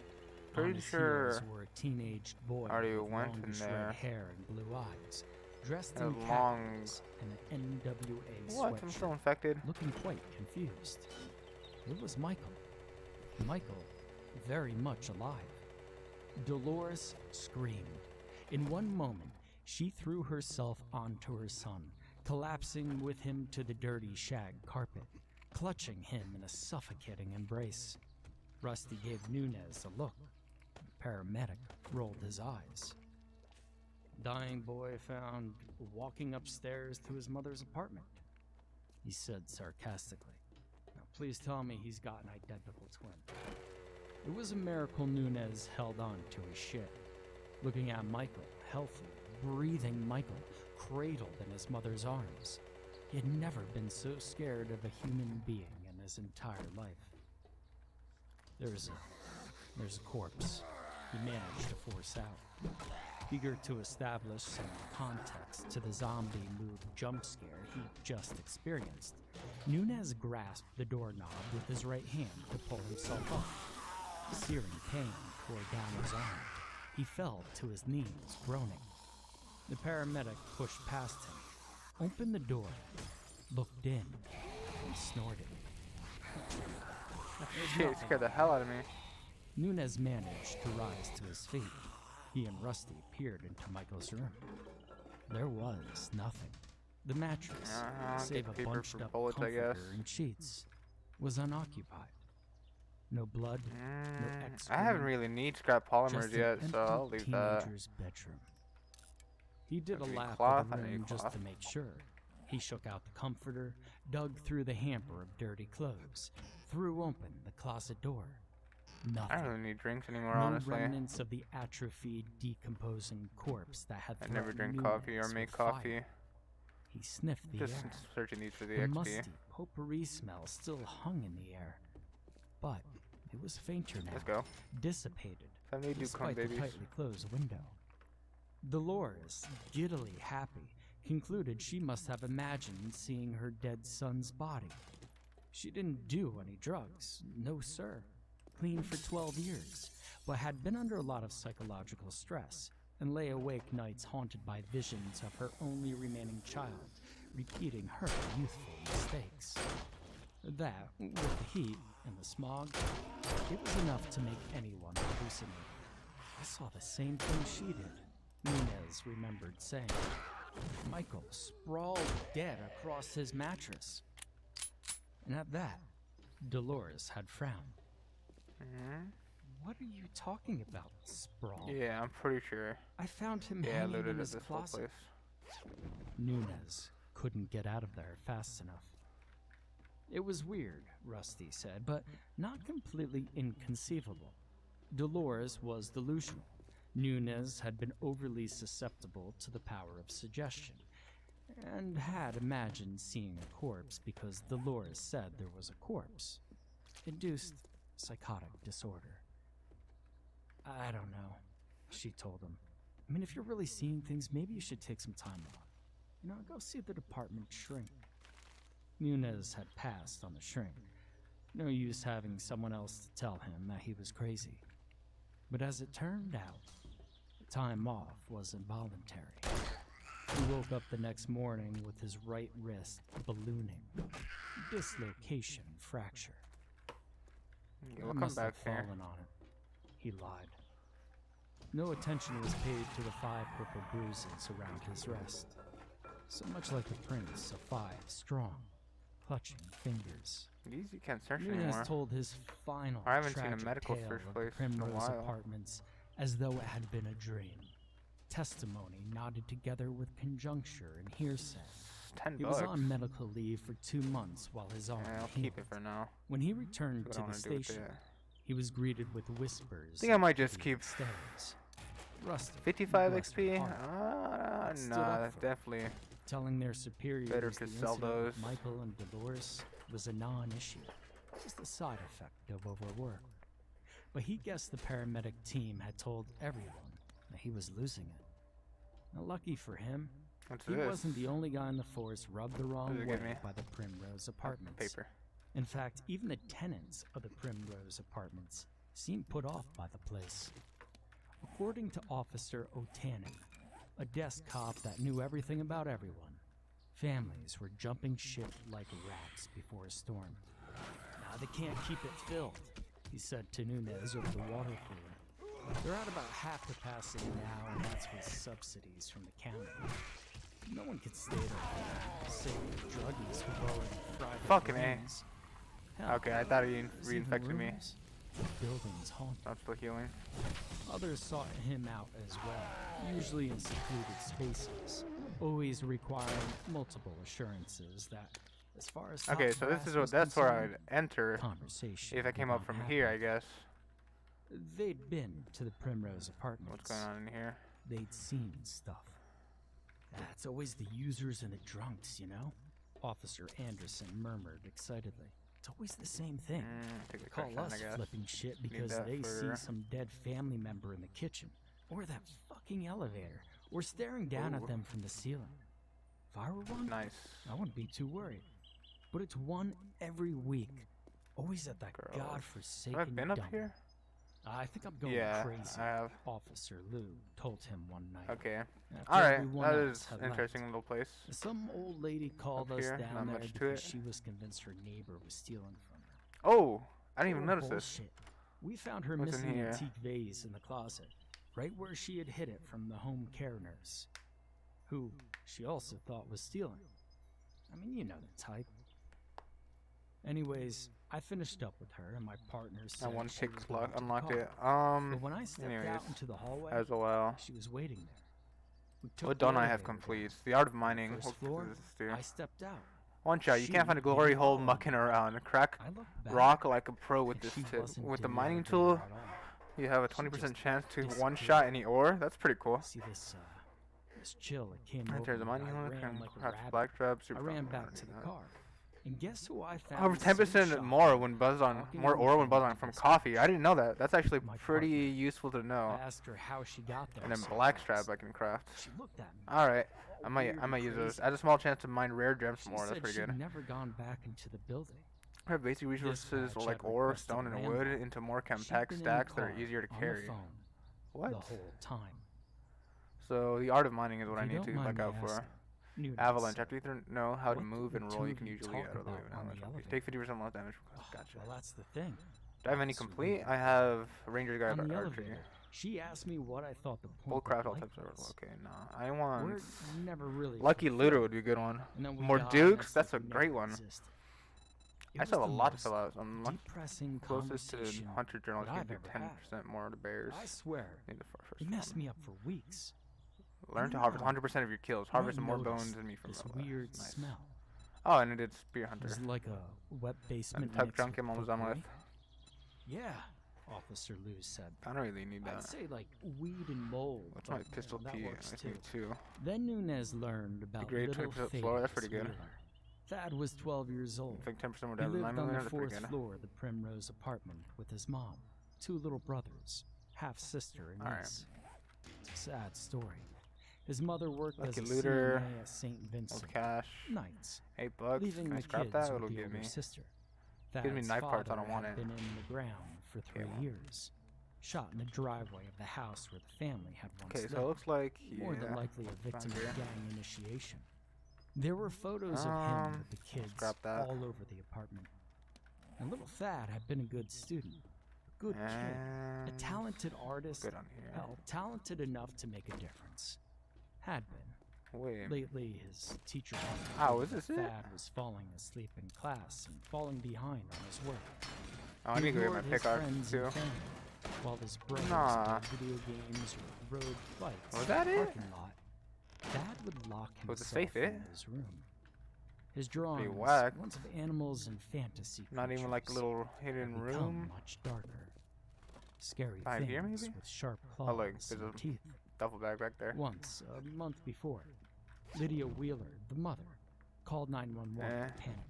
She had arrived home at 5:30 a.m. Thad was missing. 3 sets of cops were dispatched to search the premises. They found the boy an hour later, fast asleep in a little closet. Right across from the janitor's closet? Nunez asked, dreading the answer. Yeah, the other officer said, frowning. How'd you know? When asked why he did it, Thad responded that he simply liked it there. Everyone thought he was sleepwalking, but the police had been called to Lydia Wheeler's apartment twice That's more it. I think I since could then. parkour over there. Once by Lydia because Thad was hitting his head against the wall and wouldn't stop. Perfect. And once by a neighbor because Thad was Alright. wandering aimlessly through the halls, clutching a serrated steak knife. Now, Lydia told the cops that Thad's nighttime sojourns to the little closet on the first Is that floor one? had become Nah. a reoccurring incident. 3 times Maybe a I was week, supposed to do it left to she'd right. I find have him no idea. asleep on the dirty linoleum floor. Whoa. She was looking for a therapist. The next Scared me, time, bro. Thaddeus Wheeler inspired a 911 call by the Oh, here we sister go. Rochelle this time. Look, I landed right Nunez into the and Rusty freaking. was one of Oh god, that's a cop. 12-year-old African-American male. The dispatch had said. That dude running Locked in for a it. bedroom armed with a knife. Bring my legs, you punk. Possibly And he infected me, fuck. Nunez and Rusty met Rochelle, a chubby girl of about 19, in the hall I should've just kept my- outside of the apartment. A toddler and two school-aged boys. My huddled shotgun not at gonna her cap feet. this. There's a man in there. Rochelle This little pretty cried. booty cheeks. I went to the door to call Okay. Thad for dinner, and I heard him talking to someone. Shotgun This parts, deep maybe. man's voice responded. Then Thad started screaming, "No, no, no," and something slammed against the wall. I tried to force the door, but it's locked, and I think there's something pushed against it. Did you hear what the man said to Thad? Rusty asked calmly. Rochelle shook her head. I think I'm going crazy.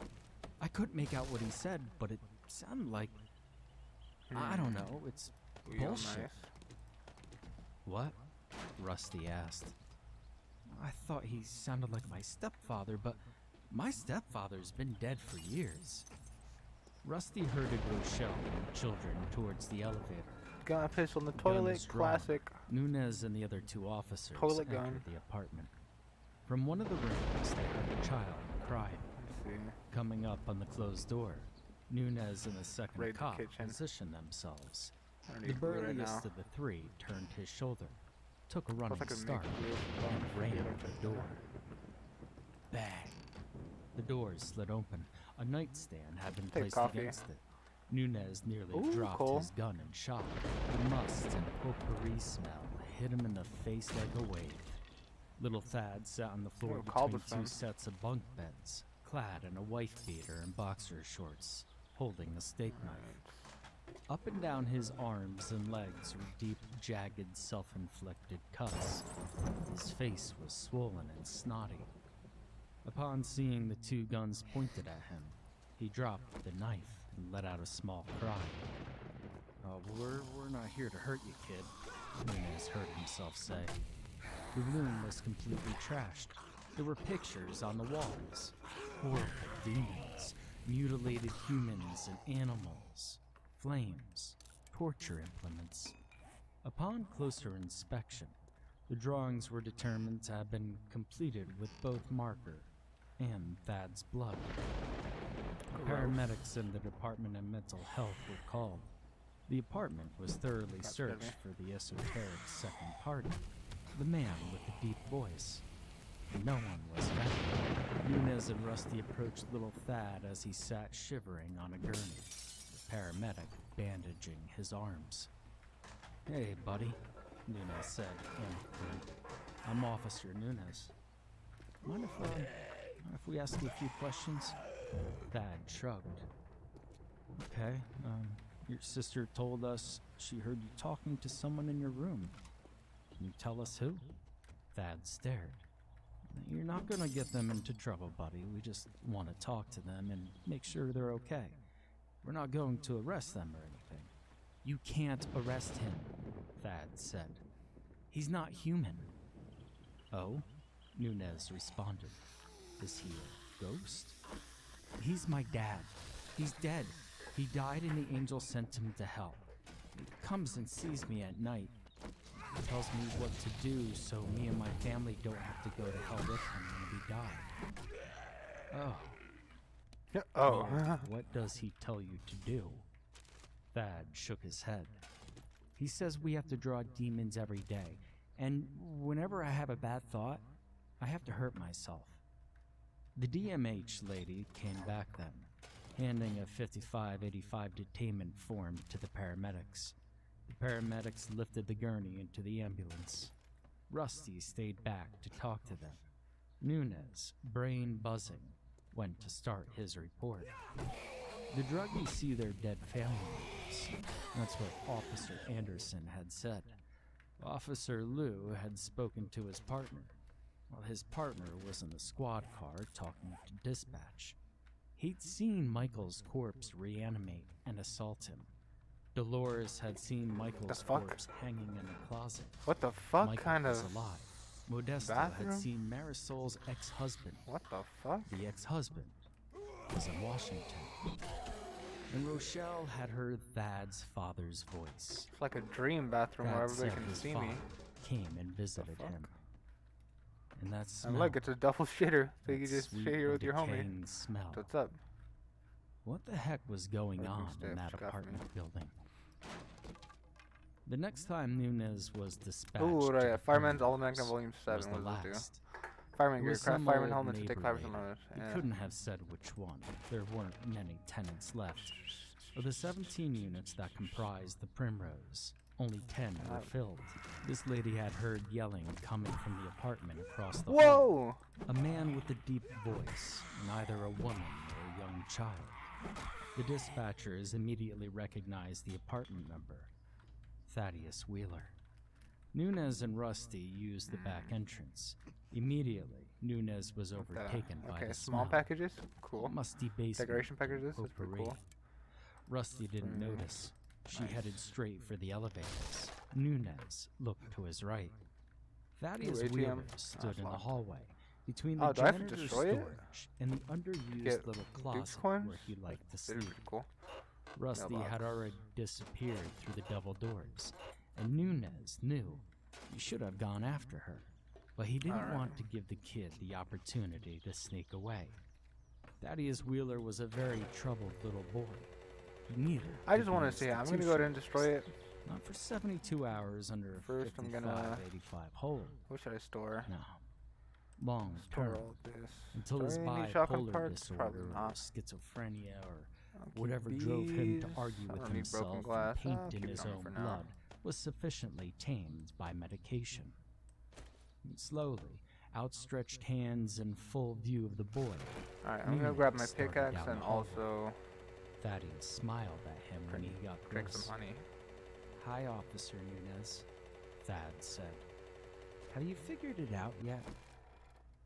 Figured what out? Nunez asked conversationally. What I am.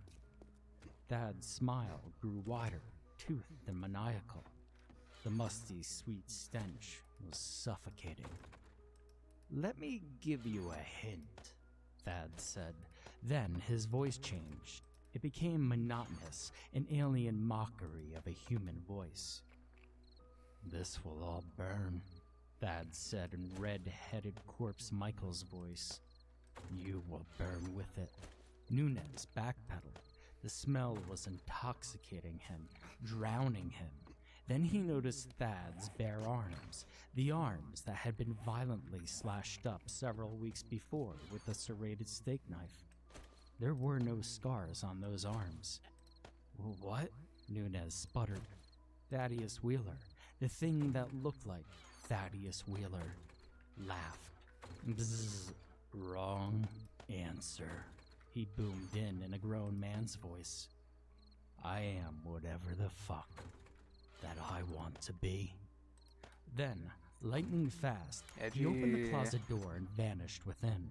Burning adrenaline, Nunez followed. He found himself alone in an empty storage closet.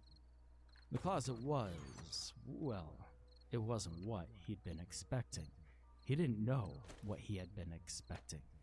It was a little room, maybe 10 feet by 12, with exposed concrete My shotgun walls back. and 2 rickety shelves. A rusty lawnmower sat in the corner, and a pile of molding boxes filled with fluorescent light bulbs rested behind one of the shelves. Cobwebs hung from the ceiling, and the stained linoleum this. floor was curling. He held his breath. He couldn't take the smell. Where had Thaddeus gotten to? There was nowhere to hide. Behind him, he heard the doors slam shut. He whirled, right hand instinctively reaching for his gun. Standing in front of him, between him and the door, was his grinning doppelganger. The man wore his uniform. Nunez recognized his own pointed nose, unshaven cheeks, and receding hairline. His deep brown eyes and untamed brows. He even stood the same way, feet apart, shoulders hunched forward, leaning on his right leg. The man was Officer Carlos Nunez, and he, like But the real Nunez was reaching for his gun. Not thinking, not feeling, operating solely on instinct, Nunez shot 3 times. He heard the bullets hit. Pop, pop, pop. Then ringing in his ears. And then silence. He stood frozen, sweat-drenched hands threatening to drop his loaded weapon, trembling and drawing deep, ragged breaths as the dust settled. He'd blown 3 holes through the flimsy wooden door, but again, he found himself alone. He was a middle-aged officer of the law with years of experience, abandoning his partner and hiding in closets, shooting at figments of his imagination. Then, there was a mighty crack, then a bang, scream, and then more screams. He exited the room to the hallway and immediately found himself swept up in a minor exodus. Wild-eyed residents, scantily clad moms with kids, old couples in sweats. They all piled out of the stairways, fleeing for the exits. Nostrils now clear of the musty, sweet closet stench. Nunez smelled smoke, and the alarms began blaring. One emaciated middle-aged man screamed fire and was running from the stairwell. Nunez screamed into his radio, insisting that dispatch send every available fire unit to the Primrose Apartments. Now. He ran up the stairs, crying the alarm, assisting old women with walkers, scooping up toddlers, herding the residents towards the Let's see if I safety missed of the anything. evening air. When the last stragglers had been evacuated, Nunez surveyed the scene. Angry red flames, smoke, Okay, no, they're just leave pieces up of wood and drywall littered all around. In the distance, he heard sirens. Then he noticed the residents were all clustered around the same spot in the parking lot. A woman screamed, and Nunez yeah. pushed his I way missed through this. the throng. A body lay there, sprawled face Weapons down, bag. blood pooling around what had been its head. Small dark form was obviously dead. Spongy gray tissue had been splattered across the asphalt. He fell, someone said. Or he jumped. Poor little boy. His broken arms were extended as though he'd embraced the sky. Then Fuck. Nunez saw the scars on the shattered extremities. And he knew. Now it took until the early hours of the morning to extinguish Purple those bow. flames. And weeks to even begin Lame. cleaning up the mess. Ambulances came and left. 14 injuries in all. The burn unit at the county hospital must have had an interesting night. The uninjured residents, barred from returning to their apartments by the police and the fire barricade, trudged to the bus stop or the waiting cars of sympathetic friends. Those with nowhere else to go milled around for hours. And finally, a church down the street agreed to take them in. Nunez saw Marisol and her sobbing son, shaking Dolores and stone-faced Michael. Then came the coroner's vans. When the ash had dissipated and the ruined building finally cooled, 7 bodies were recovered. One of them was Rusty. Another, Lydia Wheeler. Lydia had died of smoke inhalation in her room. It was never confirmed or denied, I but think this might whispered be all there amongst is the to firefighters this that building. she'd been locked in. A gas explosion had occurred in the kitchen of Yeah, Lydia Wheeler's 'cause that's the apartment. top place. Little Thaddeus Yep, lit a this is match. it. He set his mother's couch on fire. He turned on the stove, and before the entire floor was engulfed in flames, he jumped out of a window. Motives were thrown around, and finally, it was Up and decided that the little boy was a paranoid schizophrenic, and the entire tragedy was a catastrophic side effect of his psychosis. Nunez had expected an ass chewing, if not a suspension, for chasing specters while his partner was trapped in an inferno. So he was much surprised to be greeted as a hero. Some of the people he helped out of the building credited him with saving their lives. The human face of the tragedy, as presented by local newscasters, ended up Moving on being to Rochelle Crane, Thaddeus's older sister. She was lucky. She'd been out of the apartment with her daughter and little brothers at the time, getting ice cream. Rochelle spoke kindly of Nunez, saying Matt, he and Rusty that's had been the only concrete, officers who baby. cared about her poor, doomed sibling and mother. They fixed up the building, but not surprisingly, no one wanted to live there. The stubborn residents who remained until the fire had come to their senses. So the Primrose Lucas' apartments house were Place abandoned, already? repossessed by the bank. For years, the building remained empty, serving Oh yeah, I only was as gonna a go temporary check out that camp for ATM. transients Here, and here it junkies. is. Yeah, I'm pretty sure I have. But they sold it all now, Nunez told me, weathering eyes flashing. They sold it to some healthcare corporation. It's going to be a convalescent home. Did you tell anyone what you saw? I asked him. He nodded. Yeah, the cops I worked with, they said they believed me. There was something weird about that place. Everybody knew it.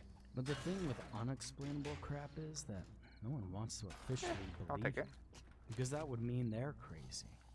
He chuckled humorously and shook his head. Fuck it. I think I was crazy. Yeah, I'm pretty sure already. Maybe Yeah. I should show them the tapes. He'd stolen the security tapes from evidence storage, months and months of footage. Yeah. They'd been collected by the detectives in charge of investigating the fire, per procedure, but were assumed to be worth little. There had only been 3 security cameras in the building, Alright, one Luigi's at in this each place. entrance and one in the elevator lobby. And of the 3, only 2 had been functioning. The tapes monitoring the front entrance were useless. The tapes monitoring the Where do I elevator go lobby from? left him with more There? questions than Can I answers. go into here? I wanted to Yeah. see the man with a copy of Wenatchee World, Marisol's ex-husband, he told. The one that was, supposedly in Washington.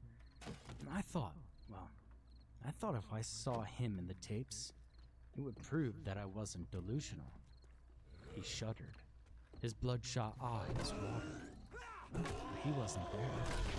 I found the tape from that day. I saw Rusty and me coming out of the elevator. I saw myself run back into frame. I rewound that tape and saw Modesto. I saw a ghostly figure. A cloud of smoke, it looked like. Gray and translucent. Like a 3-dimensional shadow. Roughly the shape of a human being. See, I saw this shadowy person accost Modesto. I saw Modesto try and punch it, and I saw it float away. I saw it standing there, leaning against the wall by the elevator.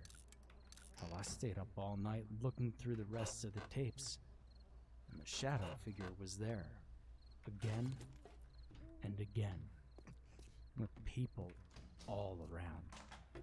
And the people interacted with it as though it were another human being. And when no one was around it just kind of faded, just disappeared into thin air. And then I saw a little Thad. He was in several of the tapes. He was always in pajamas and always at night. Always the same. He'd emerge from the elevator, half asleep, with a shadowy gray person guiding him, draped around him, leading him like a parent. They'd walk across the lobby and out of the frame towards that closet. Nunez snuck the tapes out of the station and took them to a friend who tested the authenticity of such footage. The friend concluded that the tapes had not been tampered with, and Nunez showed the tapes to his superiors. So Matt? They lectured him about mishandling evidence, told him they'd look into it, and let him off with a warning. It was suggested he see a therapist. Rusty's death had obviously hit him hard. Now it was getting late, or more correctly, getting early. Nunez looked at his watch and sighed, and crumpled his coffee cup into his hand. He had to go to work. So did I. The black sky had blanched into periwinkle blue, and the first of the morning customers were filtering in. Two sleepy-eyed young women in pink scrubs eyed the menu board, and a yellow and blue IFT ambulance pulled into the lot. "It's sick evil," Nunez said in conclusion. "The shadow figure can change shape, come anyone it wants, disappear into thin air. See, it screws with people, makes their nightmares real. Modesto was jealous, Dolores was obsessed, and little Thad was devastated, missing his father, trying to make sense of the afterlife. It turned itself into Marisol's ex-husband, Michael, Thad's father. It tortured them emotionally. It drove Thad crazy. And you? I asked him. He smiled at me like I'd stumbled over an inside joke. "Oh, I'm the guy who tells these stories," he said. "What's the fun in being an evil spirit? Nobody talks about you."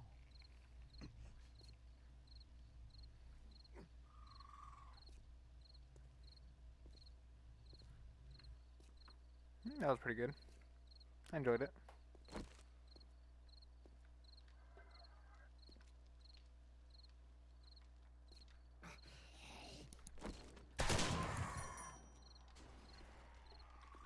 These stories are tales that have once been on the channel and have been removed by myself for one reason or another. I feel it's time to give them a second life. Welcome to the archives. We met on OkCupid. I don't like admitting this, but unfortunately there is no time left for Whoops. shame or reputation. No, I don't wanna. I had just been through a pretty rough breakup, and I didn't feel From like the archives, whole bizarre blog creatures. pickup routine yet. Creepypasta. Browsing around for potential rebounds on the internet meant I could just continue sitting at home in my boxer shorts, living on Jack Daniels and frozen pizza. Yeah, we've all been there. Yeah. So, Jack there Daniels she frozen was, pizza. All brunette, right. Great figure, fierce Hey, eyes, and a pizza. snarling smile. Her screen name was Arainy, and she was a beacon of attractiveness in a sea of otherwise rather mediocre women at best. Her written profile was a bit awkward, though. It seemed filled out in a rush, hardly given any info. The only thing she did elaborate on was sex. She made it really clear that this was a big priority, making me think that this was either a fake profile or that of somebody with nymphomaniac tendencies, but I'll take a bite those shot if you pictures, know what I God, mean. I clearly remember her sitting straight up with her legs crossed, naked, but obscured by her long hair and shadows, mockingly looking straight at the camera as to say, "Good luck, you bunch of socially awkward nerds." Parkour. Writing this is the Let's only way I go. can get my mind off of what's to come. So, forgive me if I digress, but escaping in this writing is all I can do. Alright, I'm gonna go use the bathroom. I'll be back. Actually, I didn't even Gonna feel pause like the messaging Story her. 2. BRB.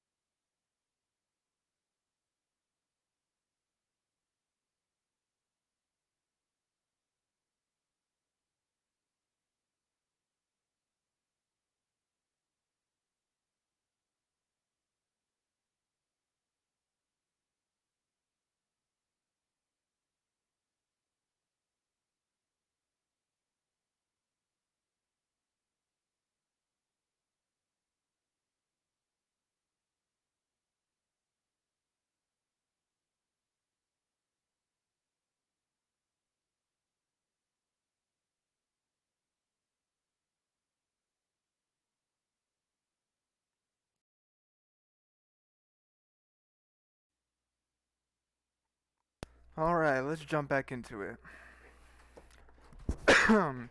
Excuse me. If it wasn't a fake profile, What was I she doing? probably got hundreds of messages from desperate guys anyway. Now, I'm not a bad-looking guy, Let's see. and this whole internet dating thing was just a convenient way Alright. to get back on the saddle. But still, she seemed a bit out of my league. I was really wondering why the fuck she needed to be on a site like this. Then, she messaged me. So yeah, I saw you checked out my profile. You seem different than the other guys. Want to meet up? Nia. Really? This easy? A small pinch of distrust gnawed at me. Then I took a look at the overflowing ashtrays and whiskey bottles littering my room. I scratched my 2-week-old beard. Oh, hell. We met up in a bar. Be much better for this story if it were a seedy place, but it wasn't. Neither was it swanky. It was just one of those regular bars. One that was convenient Can for make both bullet of tips? us. It didn't matter though. Even if we had Maybe met I up in should a just sewage scrap 'em. processing plant, I'd still have been Nah, I don't think so. It completely might as well just smitten save with me her. the time and As soon fuel. as she stepped in, all the guys in the bar turned their heads, and I'm not exaggerating here.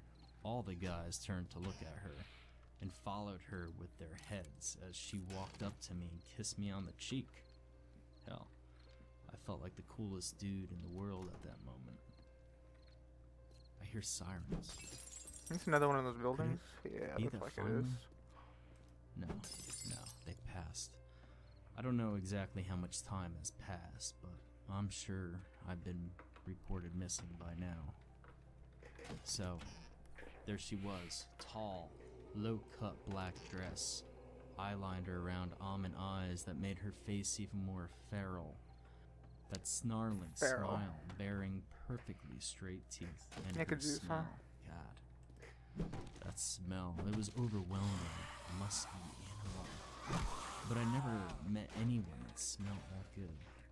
Every time she moved her arm to emphasize a word or raise her glass of wine, I caught it. It drove me wild. The slow whiff of that memorizing scent got me closer to a final state of pure sexual lust. We talked for maybe an hour. She was a good conversationalist, but there was still something awkward about our talks. It seemed she had no interest at all in regular topics such as music, art, or movies. She was very quick in steering the conversation away from that, back to me. She seemed extremely curious about my last relationship and history with women. Alright, let's I told go. her some funny stories about awkward moments I've had with women, at which she laughed before pressing on with the questions. I've never talked that much about sex on Hello. the first date ever, and she greedily ate up every one of my stories. We went to her place that same night. I offered to take her to dinner, but she said we could order in. Knowing perfectly well what that meant, I hastily paid the tab and basically hijacked the first taxi available. As soon as we got in, she was all over me. If she hadn't had her hand down my pants, I might have taken notice of the address she gave me. As soon as we got in, she was all over me. If she hadn't had her hand down my pants, I might have taken notice of the address she gave to the cab driver.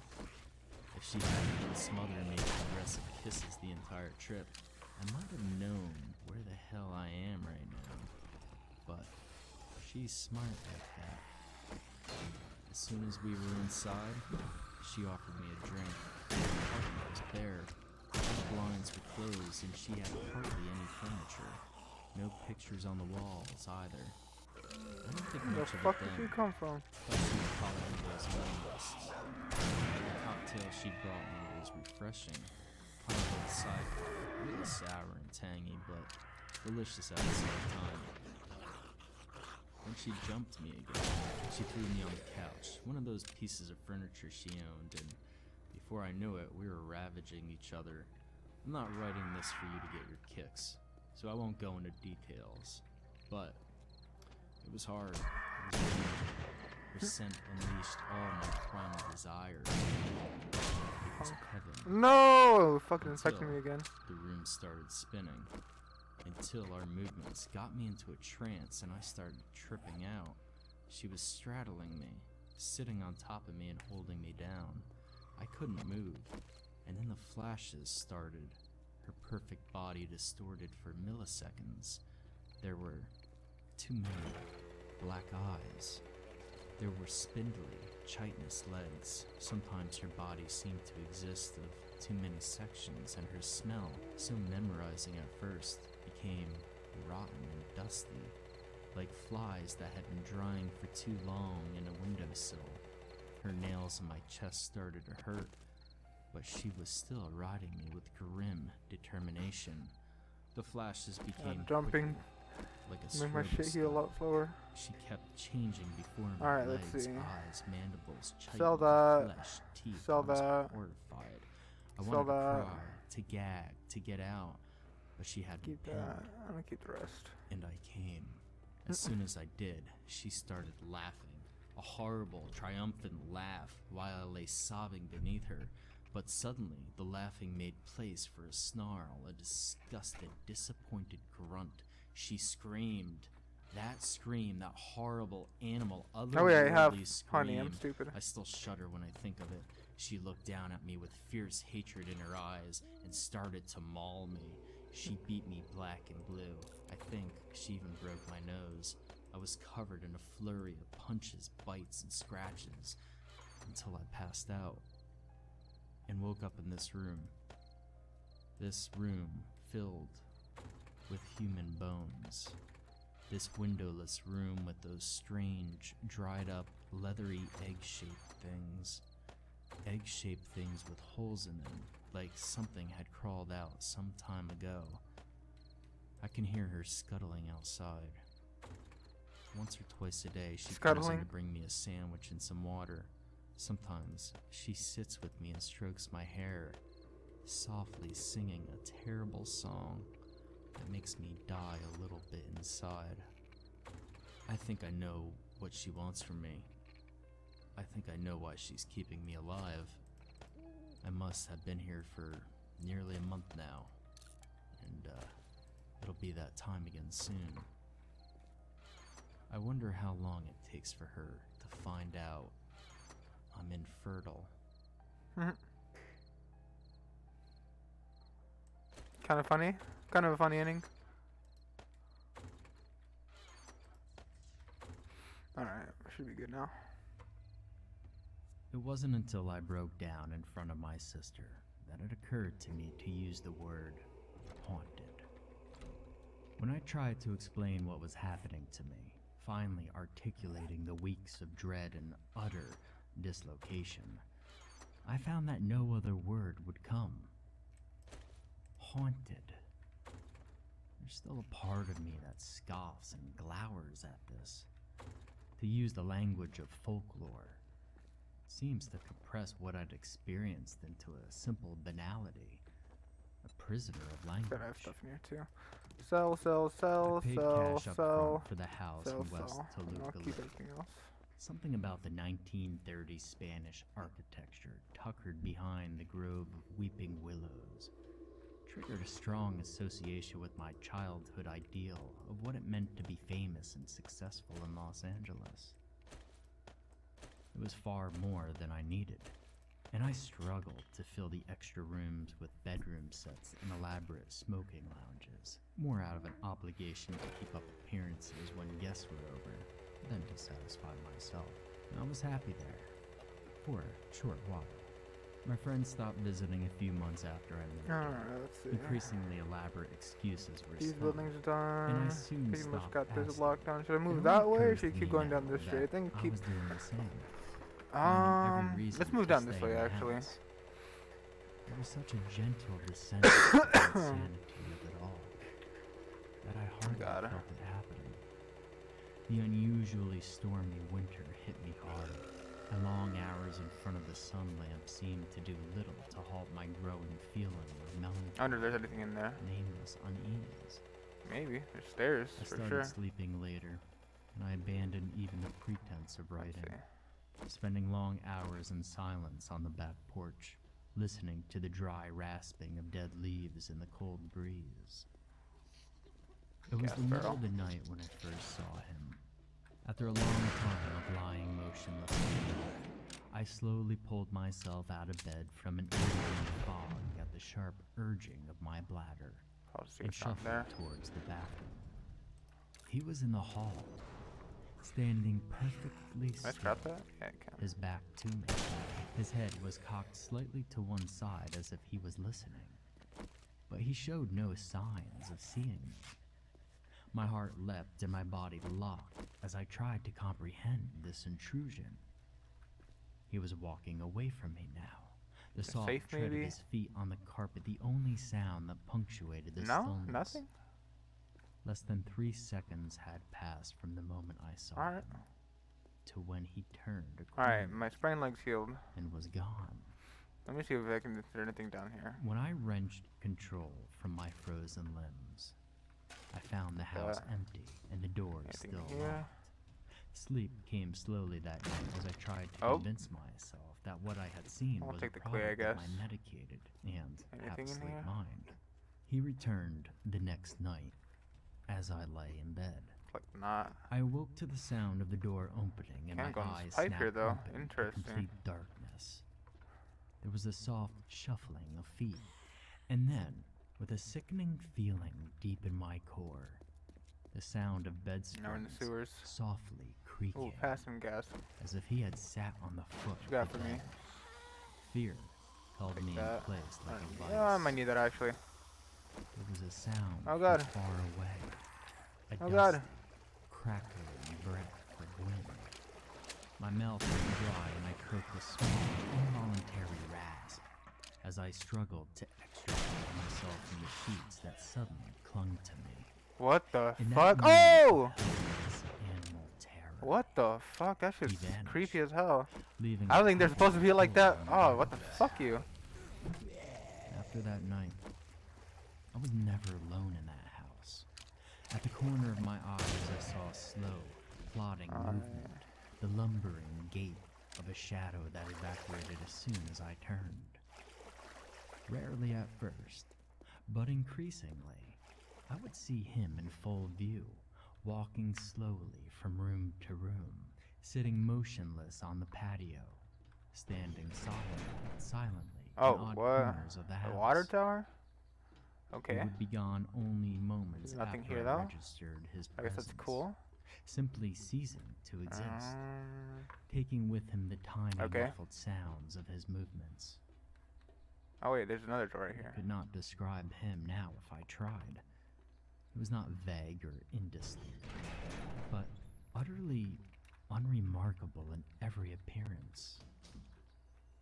I Things can no brings longer me even recall back the out image of it, here. only the idea of it all. Other place. Beyond other the side, I sight, there believe. was an indescribable quality And around this him. is loose A background. lingering fog of Alright, unease let's go back. and dread that slowly suffused the house and clouded my mind. My friends and family all Am I swear stuck? that during the darkest weeks they called Hello? me often, increasingly sick with worry. I remembered none of it. Just the constant crashing waves of dread and shock that weathered away at my reason. The moment of clarity came on a clear February night. In a near daze, I stumbled Let's backtrack over towards the here. sleep, not wanting to stay awake, not wanting to wake up again in this Go house. through here. Oh, I okay. turned out I the think it's light, just the other side. sat down this gingerly way. on the edge Alright, of so the bed. that was probably it. He was behind me in the dark. Yeah, like here we go. This is where I pressed came my out. eyes tightly together and exhaled a slow wheeze, trying Yeah, to nothing calm my here. racing heart. The bed behind me bucked with sudden movement and a Okay, rasp kinda lame. puff of air, Kinda cool. and I leapt away, flinging the light switch upward. The bed, once immaculately made, was in shambles, the sheets strewn on the floor.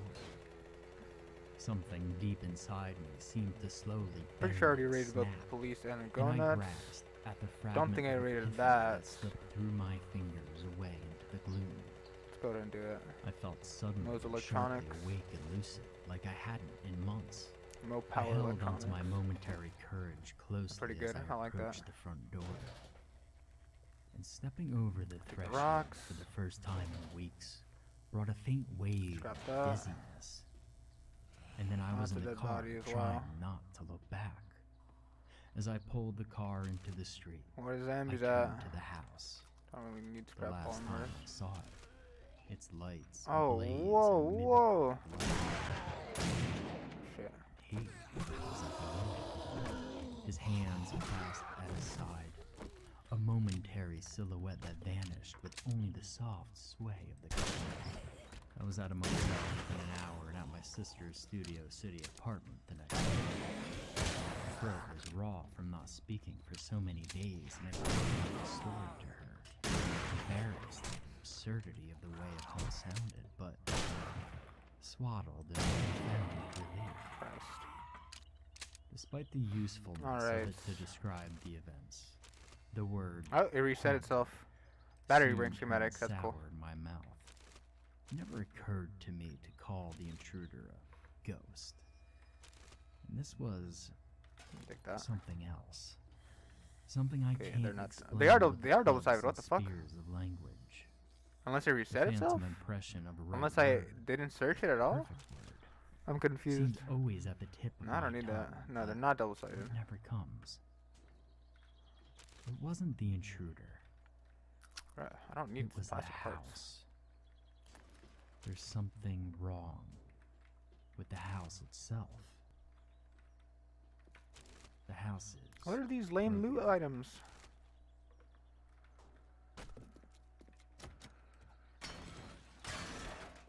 Holy shit. Where do I even start? Benny. Well, Alright, I guess that Benny's was it. dead. I guess the house And was Goat. the monster or whatever. Shit, they're all dead. Could Except me. sell that for All 15. because I had to, well, I had to take we'll a see. piss. I guess this is a new Fuck, story man, now. We were out camping near Breck. Take Thought that, we'd get sell one in that, before the snow take that. settles over Colorado tomorrow. It was Goat's idea. He wanted to celebrate something. I can't even remember what it was at this point. And we all agreed that it would be fun. Something to tell stories about later. Take that, I guess. I fucking hate that we were halfway right. I'll take that. Anyway, well, we hiked up with a bunch of gear and food that. and beer, and everything was great for the first few hours. But as soon as the sun I went don't really down need and the crutch darkness sand. engulfed the Yeah, I don't really mountains, need crutch sand. things started to just fucking fuck. First, we take that, thought I guess. we were just too wasted, hearing things. We all silently agreed to ignore it, pretending that everything was fine. But it finally got to What the does coffee point do where again? We just couldn't pretend anymore, and decided that it would be better if we just left. Right then and there. So, we began packing up. Art of mining, okay. Man, I had to piss. And I said so before walking off into the Harvest 10% darkness more behind the when buzzed on trees, on pretending coffee. not to hear the noises echoing Okay, yeah. up around For the mining, that's peaks. what I want coffee It's a for. mixture of laughter and screaming and a weird, piercingly high howling sound, like the wind knifing through the needles of the pines. Yeah. That piss saved my life. I just shaken off when I heard him. It sounded like Petey saying, "Who the fuck are you?" And then a more insistent voice, maybe Jones or Goat. "Lady, are you deaf?" Then a concerned voice, Tim's. "I think she might be hurt. Hey, are you okay?" Can you give me Silence baton for a parts? moment, and then someone Probably. shouted, and I couldn't identify the next voice I heard. "Hello, goodbye. Hello, goodbye, goodbye." Confused, I peeked around the trunk of the tree, half expecting to see something fucked. And I did. There was an old woman. Oh, here we go. Medicine standing cabinet, near finally. the edge of the firelight. Yeah, that's alright. She was wearing a yellowish rag. Her hair hung lank and limp around Lame. her lower face. Ooh, Her three face switches. I'll take that. Disturbing. Whatever. She was grinning Break literally through when you from break ear through. to ear, and her eyes were fully and deeply black. Flame. She looked like a witch. An Take actual that. demonic being of the night. And I'll take that. She laughed and then said, "Goodbye, goodbye, goodbye." What? Moving on by Tim, myself. Jones, Okay. and Petey were the first to go. It just burst up. They burnt up in flames, 7 Okay, feet this is high. ending, yep. Their screams were it was ungodly. I've never heard anything like them before, and hope to never again. And the smell, oh god, nauseating. I saw their skin bubble and slough off their bones in huge swaths of sinew and meat. The fire was so hot that all their blood just evaporated what we away got. with a sinister hiss. Ammo, shotgun parts, I'll When the take flames that. finally I died guess I'll down, take this. Night Stalker Volume 4. 3 for adrenaline. At night, when the adrenaline is rushing you, you will never feel the weight of your burdens. Never encumbered at night? What the fuck? That's blew really away in the good. wind. What the hell? Benny and Goat. Alright. Well, they turned to run, and they almost made it too. What you got? But she Scrap that. She pointed to them, and suddenly see. they stopped, freezing in place, their mouths open wide, Nope. their tongues lolling out. Need to repair them Somehow, though. some Just way, these, though. she had stunned them. I don't think I can. I think I need leather. Just by pointing. I need cloth? She cackled. Can I? Gross. I can. And looked over her shoulder. Alright, that's good enough. Out of the slits between the trees, a hulking Scrap that too. mass walked forward. It looked like the love child of Andre the Giant Nope. and a hellish elk. For a moment, nothing happened. And then, chaos. Frame cubes. I don't need that. The Antler Man 2 ran tech forward junkies. towards Benny and Goat, snoring. Oh, and a hidden weapons screaming. bag. He got to Benny first, impaling Magazine him extender on mod, I'll one take that. prong and lifted him I don't need high that. into the air. Benny slid down slow. Alright, I His think that's it mouth for was this room. open, but there was no sound. Only a red tinted thread of Thirsty, huh? drool. Antler Man swung his What head else to is the in this room? left, and Benny flew off, hitting a There's- nearby oh, hello tree there. with a hard, Oh god. but he wasn't dead yet, and I saw him crawl forward. A stream of his guts trailing one more. out I know, behind better. him, streaming in the night Yeah, looks like air. nothing really here. Antler Man took 3 steps forward and stopped Got right some next to full Benny's trash. head, lifted a hooved foot, and smashed Yeah, it take that, down scrap that, I and don't need that. down and down, Looks like crushing that's it to his this place. skull, stirring the brain matter Alright. up. And Not when bad. Antler Not Man bad at all. finally turned around, all Just that was left no of Benny's safe, face no was safe. a bloody pulp, No safe, no one safe. eye, Yeah, no just safe. perfect and unharmed. Blue Alright. eyes staring blankly up at the stars. Store that, store that. Store that. Store Goat that, was store next. that. Store, couldn't move. store, store. And I could see his Store, eyes store, rolling store, around store, and store, around, just store, store, wild with fear, trying store. to see if I don't there was a need way clay. out. And then And I'll keep they the stopped rest. right on me, and I knew Yeah, let's do the building right here. that he saw me hiding and watching. I moved back a bit behind the tree, peeking out, cringing as Antler Man took hold of Goat's arms, pulling and not stopping. I heard one resounding pop, then another. Ouch. Goat's arms, Try to go in from. I'm just gonna go Dislocating. from here. Fuck it. but Antler Man kept pulling and pulling, and I couldn't tear my eyes away. I saw Goat's arms ripped right off of his body, right fucking clean off. It'll fully But he repair my couldn't thing. move. He just stood there like some sick phallus, blood pulsing from both holes. Antler Man cocked his left arm back and sucker punched Goat right in the face, breaking his Take nose, that. sending him reeling backwards, and Take these. before he hit the ground, Eat I them. could see Eat one at least. that he was dead. Scrap these. Job done. Antler Man turned his back toward the Got witch, that. Take that. and she shook her head. saying words that nearly made me shit my pants. Oh, it was open right here. There's Ah, one ah, more hiding over there, An egg? watching.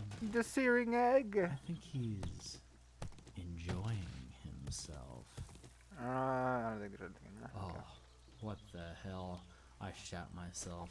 Why lie? I froze for a moment, unable to fight or flee, and then there was this noise. Mechanical, recognizable, and a guy wearing a goddamn ridiculous as shit gas mask Could've burst gotten through from the trees on a fucking Ducati, headlights blaring, engine I woke up in roaring. a new It Ducati. came out of literally nowhere.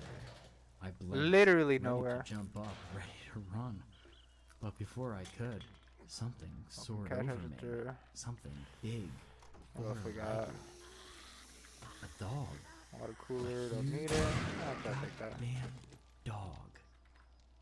There was a booming noise, and I realized that gas mask was firing a Need shotgun that. while the dog beside him barked.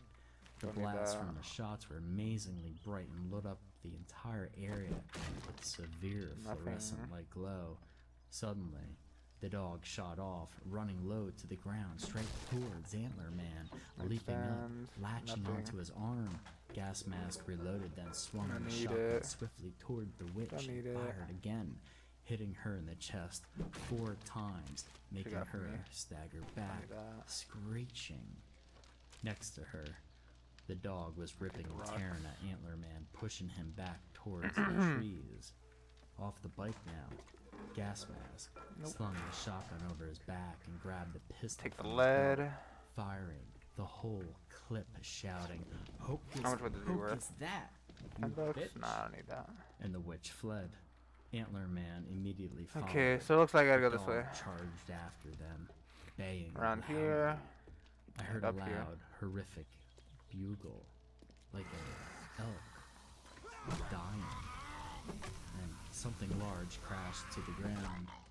Gas Mask whistled, high, low, in between, and after a few seconds, the dog burst through the brush, panting, covered in blood and guts. It looked like it was grinning. It trotted up to the man, and I forgot to go for the care package. patting it on Over the there. head once, twice, and a little muttered, "Good girl." Good girl. I said, and the gas mask looked up at me like he forgot I was there. "Oh," he said. This is a pretty lame one, not gonna "Yeah, lie. shit, you better run." I think we're gonna skip it. Yeah, I'm gonna Behind skip me, it. I heard the dog. I want you all to have an idea of my mindset. I'm not quite sure I know how to describe all this, but I do know that I need to tell someone. I need someone else to know what happened and help me come to terms with it all. I think the only way I'll be able to explain this would be to help you see from my perspective as much as possible. So there we were, driving down to Gila for a hike, with me feeling like the fifth wheel wedged between two of Ian's friends. That's who I fifth wheel, didn't that's know. fucked up. 3 of us were cramped in the back seat while Ian and his girlfriend were up front. Okay, here we go. I look back at that unnecessarily bit of moping back in August of 2016 as one of the last few moments of normalcy I would have in my life. That's a I tried to parkour make over the there? best of the situation. I really did. I think I have a parkour over Ian there. was always the more social of us. Parkour. Our mom used to tell us that Ian Parkour. could make anyone his friend. Alright. And that once I had a friend, that I kept them. It was one of those parental platitudes that was given to reassure a socially awkward child that there was nothing wrong. Unfortunately, it would take me almost 19 years to learn that that wasn't true. Instead of taking my therapist's Take that. diagnosis of social anxiety disorder following a breakdown after an office get-together as a means for seeking treatment, I used it Take as an that. excuse to cloister myself from the world. I stayed in my apartment when I wasn't working and told myself that I was just doing what was best for me. Of course, Ian decided that it wasn't healthy and convinced me to go on a weekend-long hike with him. It wasn't until I showed up at his house at 6 in the morning on Friday after taking the day off of work that I saw that he had invited others along. I think he saw it as a means of getting me help and breaking me out of my shell, Unfortunately, Yeah. though, with I'll Ian's leave that. extroverted I'll leave that. nature, he didn't realize that I liked being in my shell. It was comfortable. A turtle doesn't like being broken out of its shell. After a brief introduction where I caught no one's name except for those I already knew, my brother Lucky and his goggles. girlfriend, Pretty Jessica. sure we're wearing these, Due to right? the morning grogginess Wearing and the nerdy rushed glasses. introduction, we packed XP the gain car crafting for our time. hike. It took Loot bonus. 3 hours of mostly Dig awkward radius. silence for us to reach our destination. Ian tried to make conversation, but my short responses and others' I think I'm just gonna keep sleepiness the, killed them off fairly quickly. Nerdy We glasses found on. a parking lot near the Gila Cliff dwellings. As we unpacked our gear, we took a moment to bask in the beautiful sight that sat perched above us. It's hard to believe that someone could carve an entire town into the face of a cliff. Bathtub filled with people. But 700 years ago, people managed to do just that. Given that the parking lot was empty except for us, and I was in need of some What's so social special about this bathroom? lubrication, we Has to be split a locked away, sip huh? of the beer and took in the majesty. Here's a picture in case we were wondering what the area looked like. As we finished our beers, got everything prepared, and used the restrooms, Ian explained that the path we would be taking in detail. What we didn't know, and what my brother had failed to tell us, was that the West Fork Trail had been closed all that summer due to flooding. To be honest, the path wasn't that dangerous. They just had opted not to clear it due to the recent flooding, so it would be a bit more of a rugged hike. While it wasn't perilous, it did keep us from encountering other hikers, which would cause us a lot of problems when we actually Ouch. Ian figured that we could make about 2 or 3 miles per hour, and we would be able to complete the Gila Loop, which was about 30 miles long, with enough time to get back on Sunday and be ready for our respective jobs on Monday. With no one any of the wiser that we had saw backpacked that. a closed section of the national park. As his explanation was a bit heavy on names and that. locations, some of which I don't recall clearly, I'll opt to include a picture rather than spend a page writing it out. For the sake of simplicity, this is the path we were planning to take. In addition, My I'll ears. include a more detailed map of the entire area so you can orient yourselves if you want to trace the trail we took. If you plan on following along, Okay, with the lead. path, I'll tell you about this experience. Pretty All I can boring say is building good so luck. far. Even as I stare, Pretty, I feel just as redundant. lost now as I was then. I was just going along with the group and trying to keep a Take positive that. mind about everything. I wanted to try to do a better job of getting to know Ian that. and Jessica's friends. I think my circumstances have finally began to set in. I had been living in a quiet apartment in New Mexico for over a year and I had no friends. I would go to work and then home without doing anything else. Sometimes I would spend the Oh, I entire just sold weekend those. What do without these do? saying a single word to Agility? anyone or seeing another Kinda lame. person. I Get knew that charcoal if from I didn't these. change something quick, my solitude would become the norm. And quite honestly, that frightened me. Anyway, our first day was relatively quiet. We spent the majority of time taking in the sights, soaking in the sun, and breathing the fresh air. The hike felt like we were constantly moving upward. As I was unaccustomed to hiking, I frequently fell behind, but I never completely lost sight of my brother's friends. While we took a break under the shade of a tree whose bark looked like dried scales from some long dead alligator, I tried to make small talk with everyone. I fell into quick conversation with Ian and Jessica about their work and what they had been up to lately. Could sell that. When it came time to talk to the other two, I only managed to get the conversation going for a few sentences before it shriveled up and dried. I remember assuring myself that it would be easier when we stopped for the night. I'll take We those. rested for a while before continuing our ascent up the mesa. This was where everyone realized how truly out of my element I was here. The path up the mesa was agonizing for me. Got that. I seemed to never stop climbing up, Leave and that. there was almost no shade to keep the sun from getting down on us. I was sweating buckets, panting, and wheezing whenever they stopped to wait for me to catch up. I tried to pretend that I didn't notice their exasperated whispers Hungry, or huh? side glances, but it was easier said than done. They seemed like the outdoorsy type that had been doing this sort of thing for years. By the time our path started to level out, Take I was that. ready Drop to that. turn around and leave. It wasn't That's where until I we came reached from. the top and looked Search out those over two. everything that I realized Search how this one now. foolish of an idea that was. Even if I was able to convince those, I Ian already have to some. give me the keys and let me walk back to the car and go Nothing. home, I had no idea where I was going or what trail markers we that. had been using. I Cement. imagine splitting off That's from the group concrete. and tromping through poison ivy, bumbling into a rapey gang of banjo Rapey? playing hillfolk, or Okay. getting lost in the dark rapey and gang? wandering in circles How old is until this here? That's exhaustion pretty and good, exposure honestly. took me. Even if I did manage But, to head back to the park alone, Nah. was I going What to do I do? have on a hat? Would I go back home to my empty apartment, Nah, eat I have a Hot helmet on. Pocket, and feel Yeah. sorry for myself again? I decided to Nah. tough it out and continue hiking. We made Oh, take camp that, at a drop dry that. section of Pretty the good, Indian pretty good. Creek after having hiked a decent amount. Ian was Inventory's confident filling that up. we would make it back on Sunday, and that the next few days that's were where I going to gotta be go. less intensive.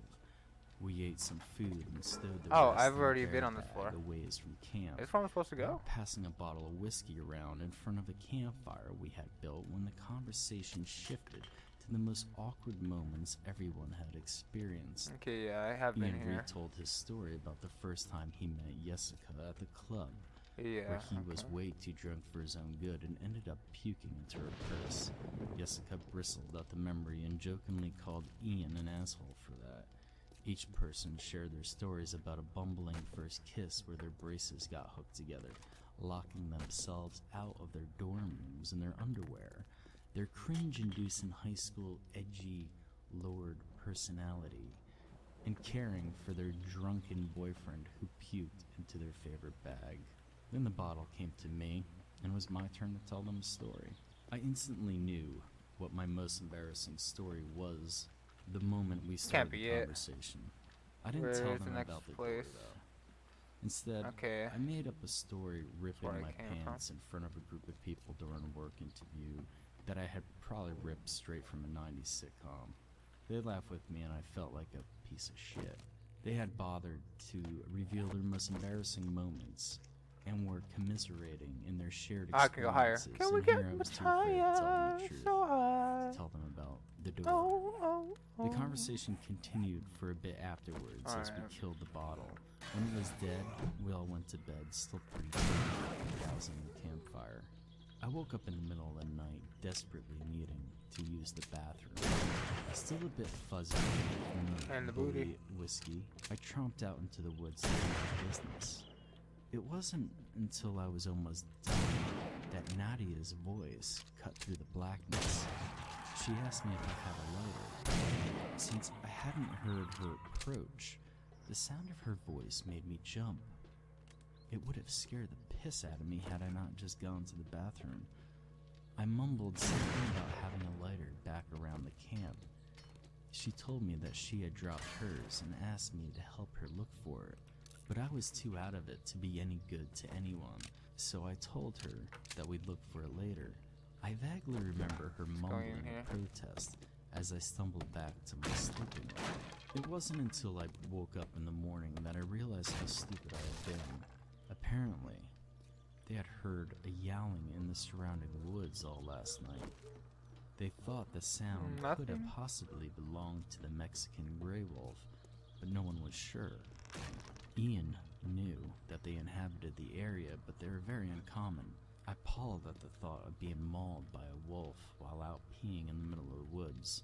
I decided next time I'd wake Ian up before going out to the woods to answer the call of nature. We packed up a while later after a late breakfast and continued on our hike. The So, second day was a little better. The overbearing sun I suffered under previously was hidden behind heavy clouds. We crossed a number of rivers as we followed the 157-729 junction. We went along Little And Bear this is- Canyon like as it's we gonna be headed towards it. the TJ Corral. As the path hadn't been cleared yet, we frequently had to dodge patches of poison ivy and stinging nettles.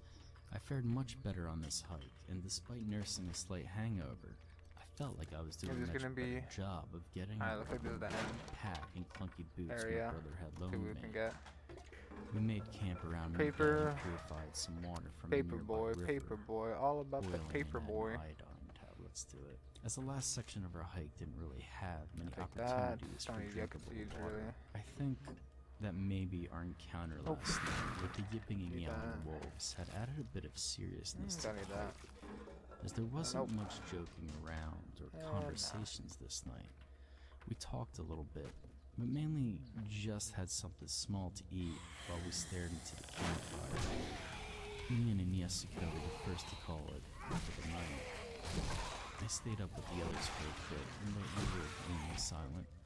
The other two slowly went off after a bit, and I decided to enjoy the warmth a bit longer before getting ready to go to bed for the night. Just as I had finished dousing the fire, I remember Jerry Scrub. coming up to me asking for the map. He told me he wanted to plan out the rest of our trip, and that there was a spring nearby that we should really visit that wasn't too far out of the way. I grabbed the map from Ian's pack and gave it to him before turning in. I woke up the next morning to the sound of Ian rustling around his bag. He sounded angrier the longer he searched. He knocked mess kits into each other as he peered deep into the pack Open for bag. something he was missing. What? Barrel extender? Frustrating That's that he alright. wasn't finding the item that he was looking for, he turned the bag upside down and dumped out everything. He was practically ready to tear out his own hair, and it seemed like he had spent the entire morning looking for that thing, wanting to know what How much was is this up. worth? I walked up to him and $10 started worth it. talking. He asked me, "Hey man, did you see the map anywhere? I can't seem to find it. Where's Jerry?" I gave him the map last night so he could map out a little detour on the trip so we could visit a spring. Why don't you ask him? He probably knows, I answered. It was then that Ian said something that changed everything. "Jerry, who are you talking about? You mean Oliver? Don't tell me you thought his name was..." "No, I was talking about Jerry, the tall guy, kinda lanky." "You're joking, right?" He looked confused for a few seconds and made a questioning sound, Okay, like so a it really looks like I old visited this. computer trying to process something moments before it catches on fire. Okay. The pieces So clicked like and this is Ian like this is where I shouted, get out? "Who the fuck is Jerry?" Getting the attention of everyone in the area. "He was Yeah, some like fucking guy asked you for a map in the middle of the night, and you just fucking gave it to him. You handed our stuff to some random stranger you met in the woods." I tried to explain myself and tell him that I knew Jerry, and that he did too, since I remember hiking with him the day before, but I couldn't find words to convey that point. It was here that Jessica stepped in and asked what was going on. Ian vented vitriol. "How fucking stupid are you, Evan? Some random guy named Jerry comes up to you in the middle of the night asking for our shit and you just give it to him. Jesus Christ. We needed that map to get around smoothly since the trails out here haven't been cleared." Ian shouted for about 15 minutes while everyone became aware of our situation. Jessica managed to calm him down enough so we could figure out our next move. While we weren't completely screwed, as Ian had memorized a large portion of the trail markers, it was going to be a lot harder to navigate the necessary junctions to bring us back to our car. We packed up all our stuff, keep making these. sure that the So, guy hadn't taken anything else, and we left. The entire hike I could feel Ian's eyes drilling into me. The last time I had seen him this furious was just before he got in a fight with Aaron Fredlinger and beat him to a pulp. He got suspended for a week, and Aaron got a black eye, busted lip, and never said anything about our mother again. Each time we came across the break in the path, we spent a few minutes while Ian tried to remember where to go. The fact that the trails had been closed and the paths were overgrown only served to make everything a lot more difficult. I think that's how we made a wrong turn and began wandering on the faint trail, further Yeah, away from I should home make that gun and chest. safety. Towards midday, tensions had reached a critical point. Ian frequently mumbled things that would make a sailor blush while Jessica tried to hide the fact that she was close to crying. Oliver attempted to lighten the situation by telling everyone that we had just to follow the compass and that we would get home safe and sound. Oliver's girlfriend didn't say much. She just stared quietly at her feet as she walked. I think she had the right idea, since Lucas was constantly misplacing his footing and slipping. He looked like he had downed a fifth of vodka and now was trying to walk home on a tightrope while being randomly shocked with a cow prod. The realization twisted something deep down inside that made me want to throw up. I stopped walking and began talking to Lucas. What's going on with you, man? Ian, still pissed off at me, took this opportunity to vent a bit. Huh? What are you talking about now? Lucas is bumbling and twitching all over the place. What's wrong with him? Don't be a dick, man. You know he has multiple sclerosis. We told you before the hike started about his condition.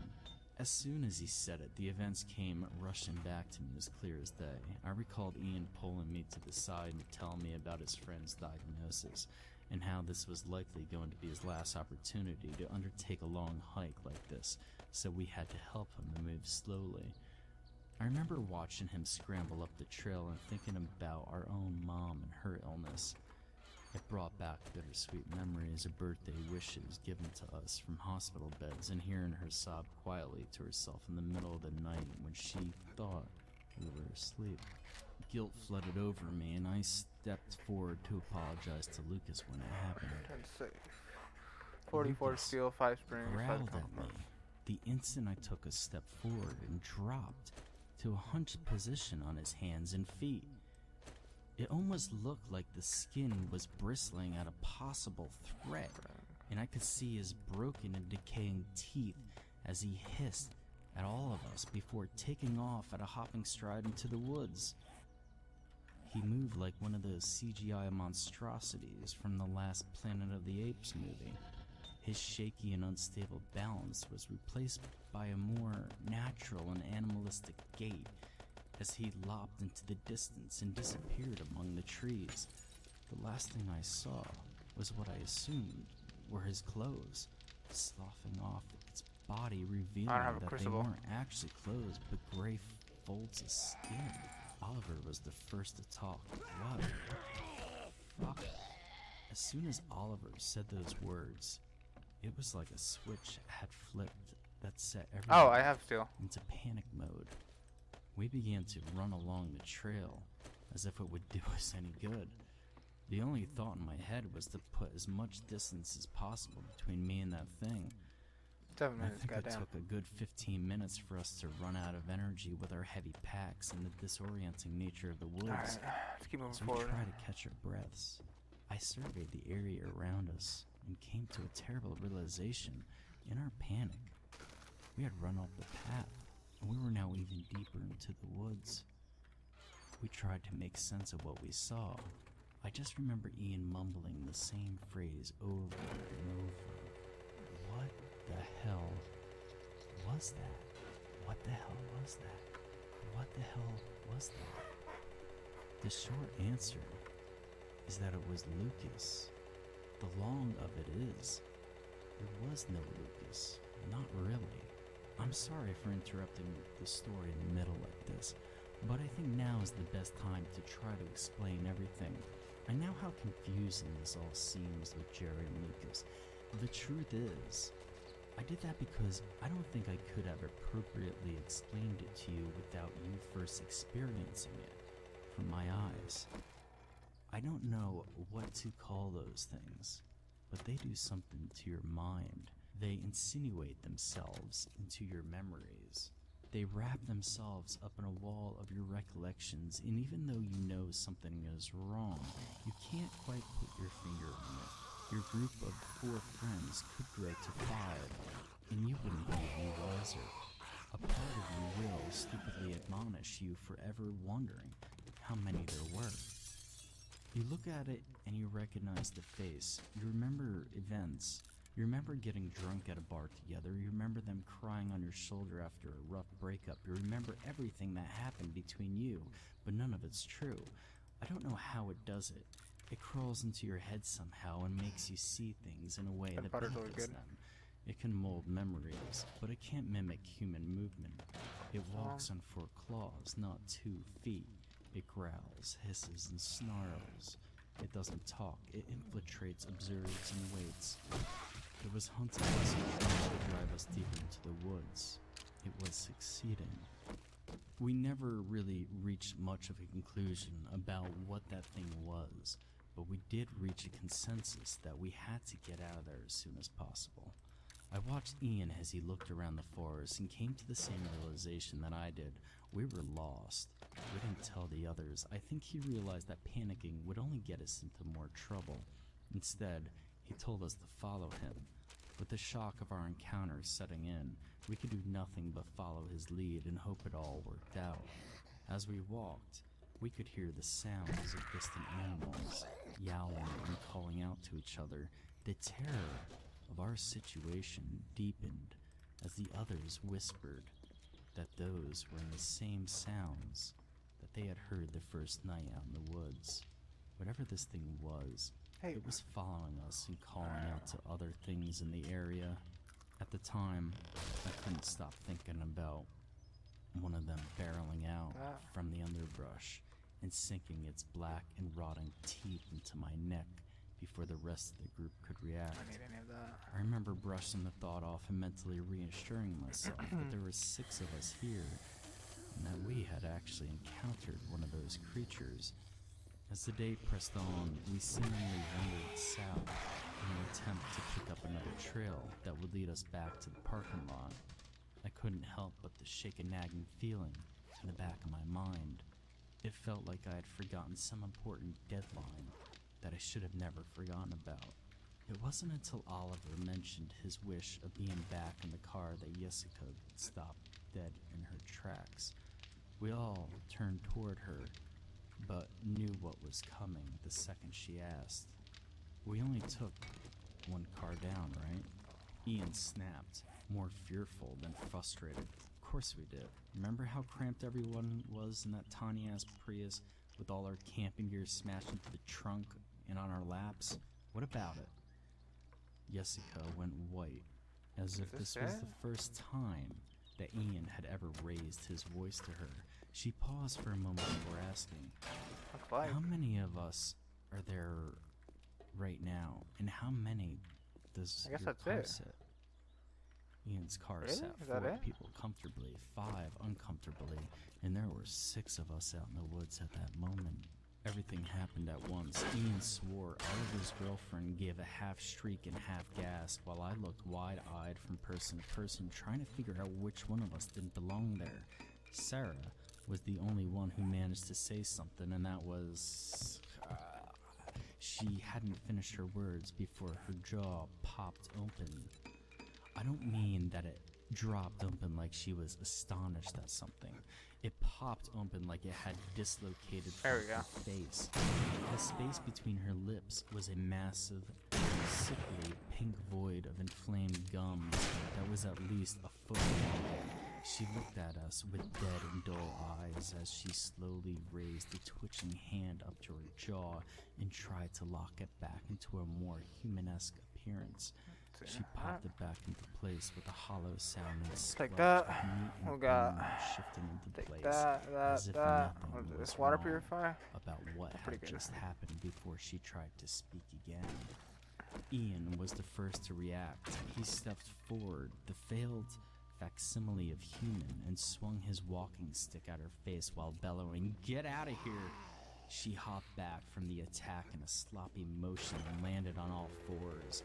Her body shuddered as if an electrical jolt had passed through her, and as she slowly backed away from all of us while facing Jessica the entire time, she hissed at us one last time before retreating deeper into the woods with a convulsing lope.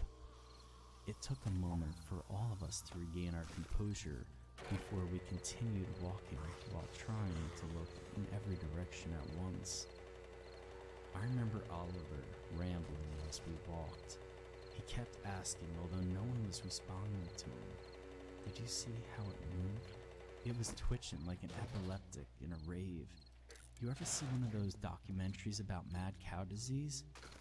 That thing was twitching and moving like one of those infected cows. What the hell was that thing? Was it a person? What kind of person could do that to their My body? stomach. It tried to talk to us. He rambled for a few hours before we had to stop. It's a pretty We had to interesting tell one, not him gonna to lie. shut up because we were worried about that Skinwalker thing type hearing thing? us, though that really wasn't the case. We made him stop talking because it only served in scaring us. Despite stopping for the night, none of us actually slept. We sat around a campfire and listened to the sound of high-pitched whining and yelping coming from all around us. It seemed like any time I actually got close to falling asleep, the dogs would start up and jolt me awake.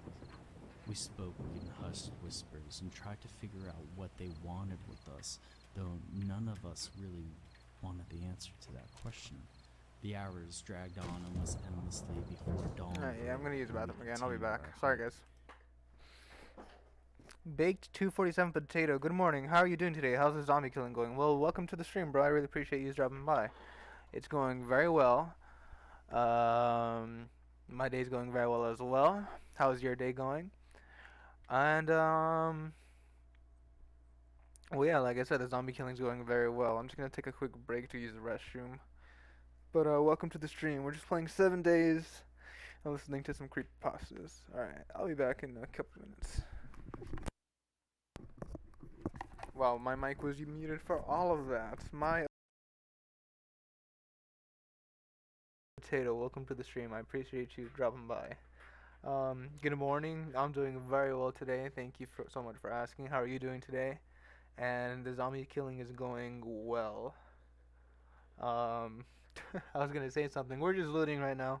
I just passed the the fourth blood moon. So we're just looting right now and building up our defenses a little bit more. Thanks for stopping by.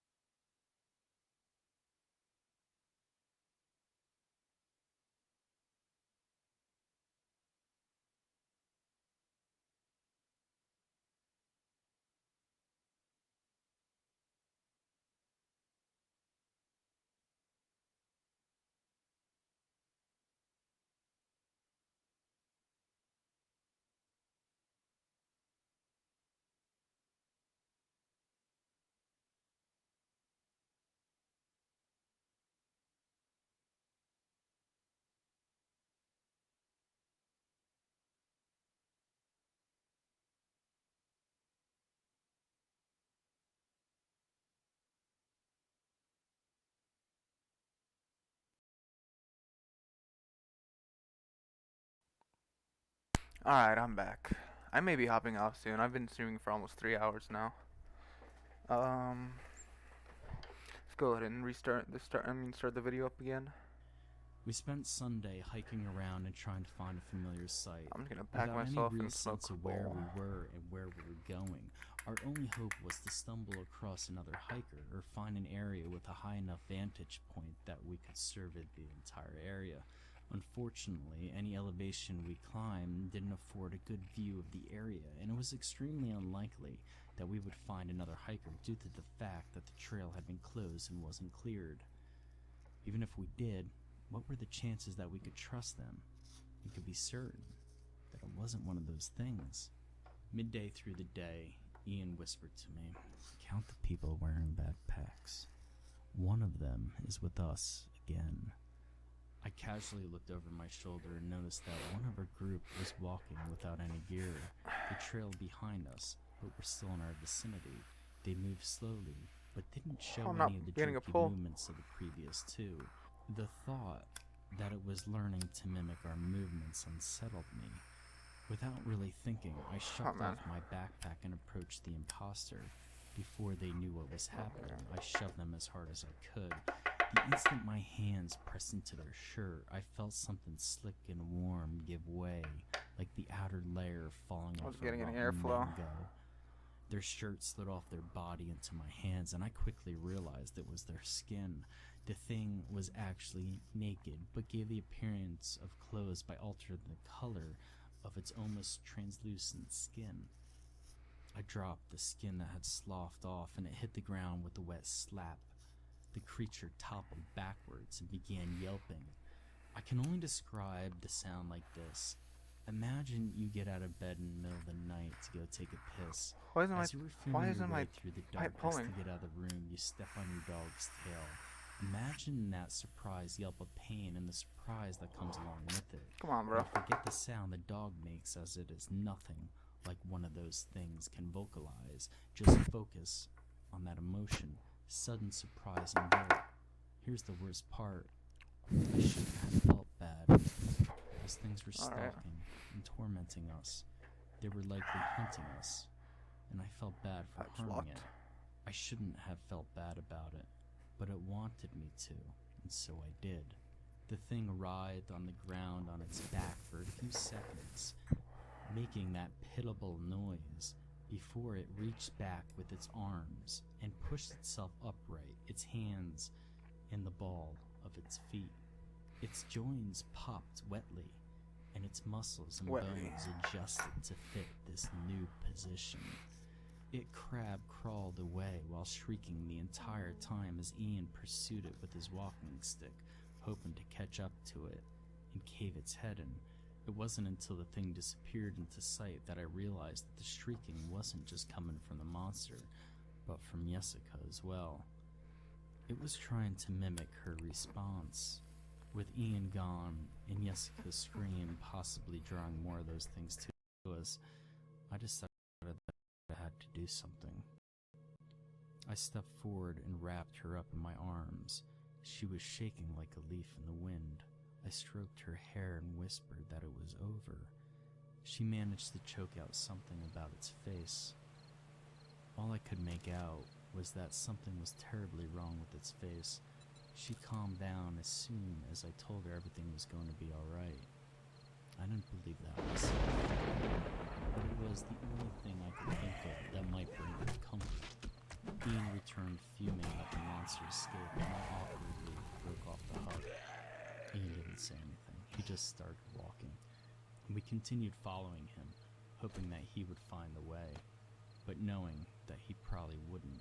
6 hours later, we settled down for the night. It felt like we went in circles all day and made absolutely no progress.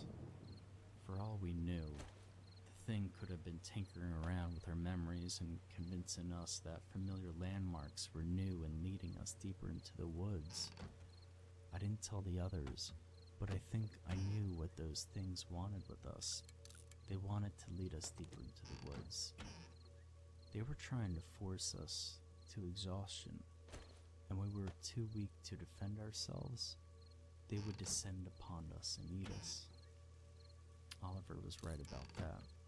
If that thing is similar to us in any way, then those twitching spasms were likely some sort of prion disorder that came from eating human flesh. After eating some jerky, we decided against having a fire and drawing more of them to us. We reached the conclusion that we would have to sleep in shifts. I volunteered for the first watch because my insight into the monster's behavior had robbed me of my desire to sleep. The others went off without so much as another word. They were exhausted, and it wasn't until an hour into my watch that I realized that I was too. Even given the monster's grotesque appearance, everyone needs to sleep. Jessica joined me about 2 hours into my watch. She admitted that she couldn't sleep after our encounter with the creature. I nodded in agreement. Both of us had seen something terrible that the others hadn't. We talked for a good 30 minutes about what we thought was going on and how everyone was handling it. She was worried about Ian. She confessed that he was acting erratic and that he was scaring her. I wrapped my arm around her for a moment and told her that we were all scared. She looked into my eyes and told me that she was glad I was here, and I felt something twist deep inside me that I had buried a long time ago when I first met her. The longer she stayed with me on watch, the more personal our conversation became. She confessed that she and Ian had been fighting a lot recently. She was wondering if they were going to work it all out. At the start of their relationship, they were great together. He made her feel wonderful, but there was something that didn't feel right, like there was something missing. I listened to her talk about everything that was going on in her life, and I knew I had to do something. I knew that if I didn't do it now, I would regret it. I had to tell her about the door. She listened quietly as I told her everything. It was the event that precipitated my breakdown at work and my social anxiety disorder diagnosed at the therapist's office. Everything started off simply enough one Friday at work. I was in the lunchroom eating my sandwich and reading a book as per my usual while coworkers talked about the plans for the weekend. One of them was having a housewarming party and they were inviting everyone at work. I figured that the invitation was only extended to the people he was talking to, until he asked me if I would be able to make it on Saturday. As it was the first time I had been invited to hang out after work, I chose to go. I spent all Saturday getting ready, planning what were interesting topics to bring up in case there was a lull in conversation, and the bottle of wine I was planning to give him as a housewarming gift. After psyching myself up, I left to go to the party with the bottle in hand and my spirits high. I convinced myself that I was going to be the life of the party and that maybe if I played my cards right, I could finally find a friend at work that would make the time fly by instead of dragging on. It wasn't until I reached the house that the false bravado began to crumble apart. I stopped in front of the neighbor's house as everywhere else already had a car parked there. It was then that I felt my heart beating like I had just run a mile. I began heading up the driveway with the wine bottle slick in my hands from my palms sweating. It wasn't until I reached the front door that I realized that something terribly wrong. All that excitement that had been building up since Friday afternoon was now replaced with something else. Apprehension. All those topics I had thought up seemed boring, and all the reassurances I had given myself seemed hollow. I didn't feel prepared for this at all. At this point, a small part of me whispered something that has stuck with me to this very day. They had only given that invitation as a courtesy, and didn't actually expect me to come out to their house. It said that if I knocked on the door, that I would be making a fool out of myself. It told me that I wasn't even comfortable in my own skin, so how could I even dare to imagine that they would enjoy my company? They wanted to celebrate with their friends. They didn't want to listen to me fumble for something to talk about. All those fears flashed in front of me, taunting me, demanding that I knock on the door and make myself look like an idiot. That part of me told me that I was better off alone, and I listened. I turned around without even knocking on the door and I left. No one had come in and the music was playing loudly, so I doubt that they had heard me anyway. I shouldn't have been there in the first place. Maybe I saw them watching me from the window. Maybe I didn't. Maybe they were laughing at me as I drove away, flustered and embarrassed. Maybe they went back to the party and joked about the social retard who had seemingly freaked out and run away from the house while I went home and cried in the shower. Maybe. Jessica listened as I told her the story. She smiled sadly as I started to cry into her shoulder. All those feelings I had experienced outside of my coworker's house came rushing back. All that fear, foolishness, and fatalistic barely smashed into me like waves on the shore. She whispered soothing words into my ear and waited for me to collect myself. Once I did, she pulled away and told me that it wasn't my fault. It was there under the moonlight with her face inches away from mine that I did the worst thing I had ever done in my life. I kissed her. It was slow, hesitant, and romantic. I looked into her eyes and I saw her beautiful face. She pulled me towards her as she leaned back. Lost in the moment, I held her against me while telling her all the things I should have said when I first met her and realized that I loved her. I held her like that for a few moments, afraid that if I let her go, I would lose this perfect moment. She was warm. She smelled like wildflowers. She smelled like happiness. For the first time, in what felt like a lifetime, I felt comfortable and content. I don't know when I drifted off, but I do remember waking up in the love-drunk excitement of the previous night. I didn't think once about Ian or the consequences of my decision.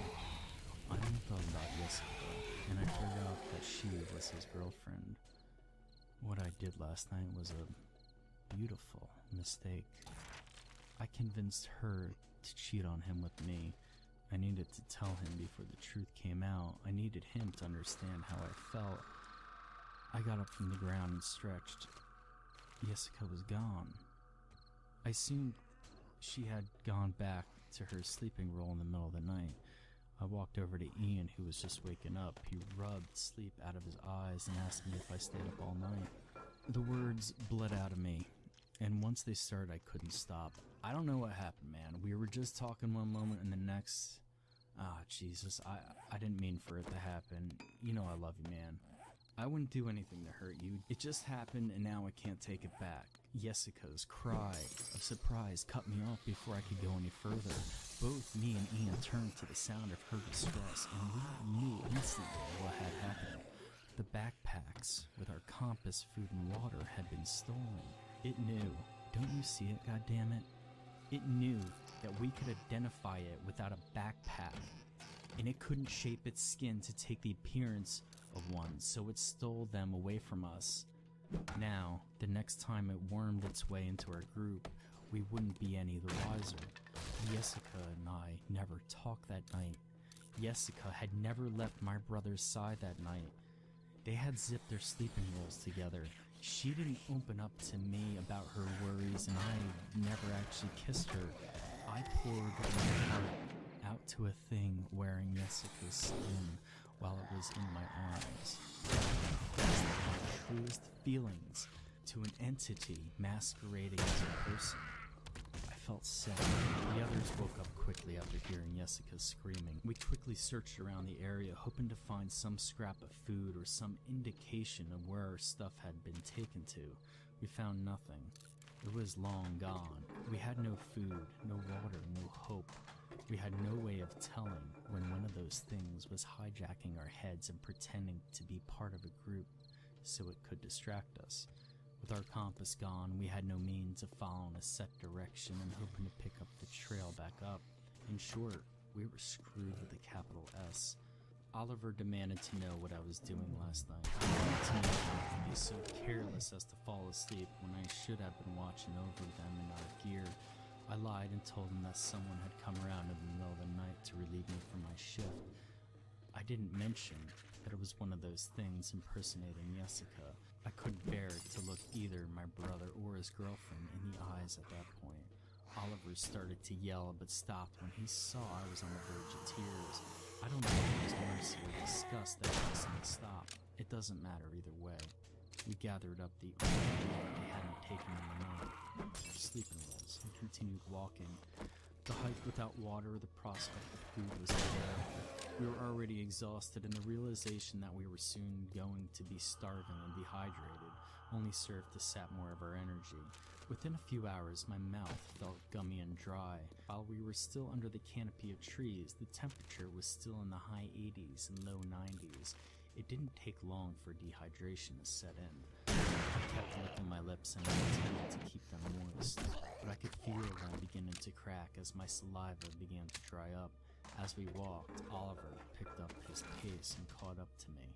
I looked over at him and knew, without him saying anything, that another one of those things had joined our group. He whispered, "Don't look directly at it. Just keep it in the corner of your eyes." I think that's how it messes with your mind.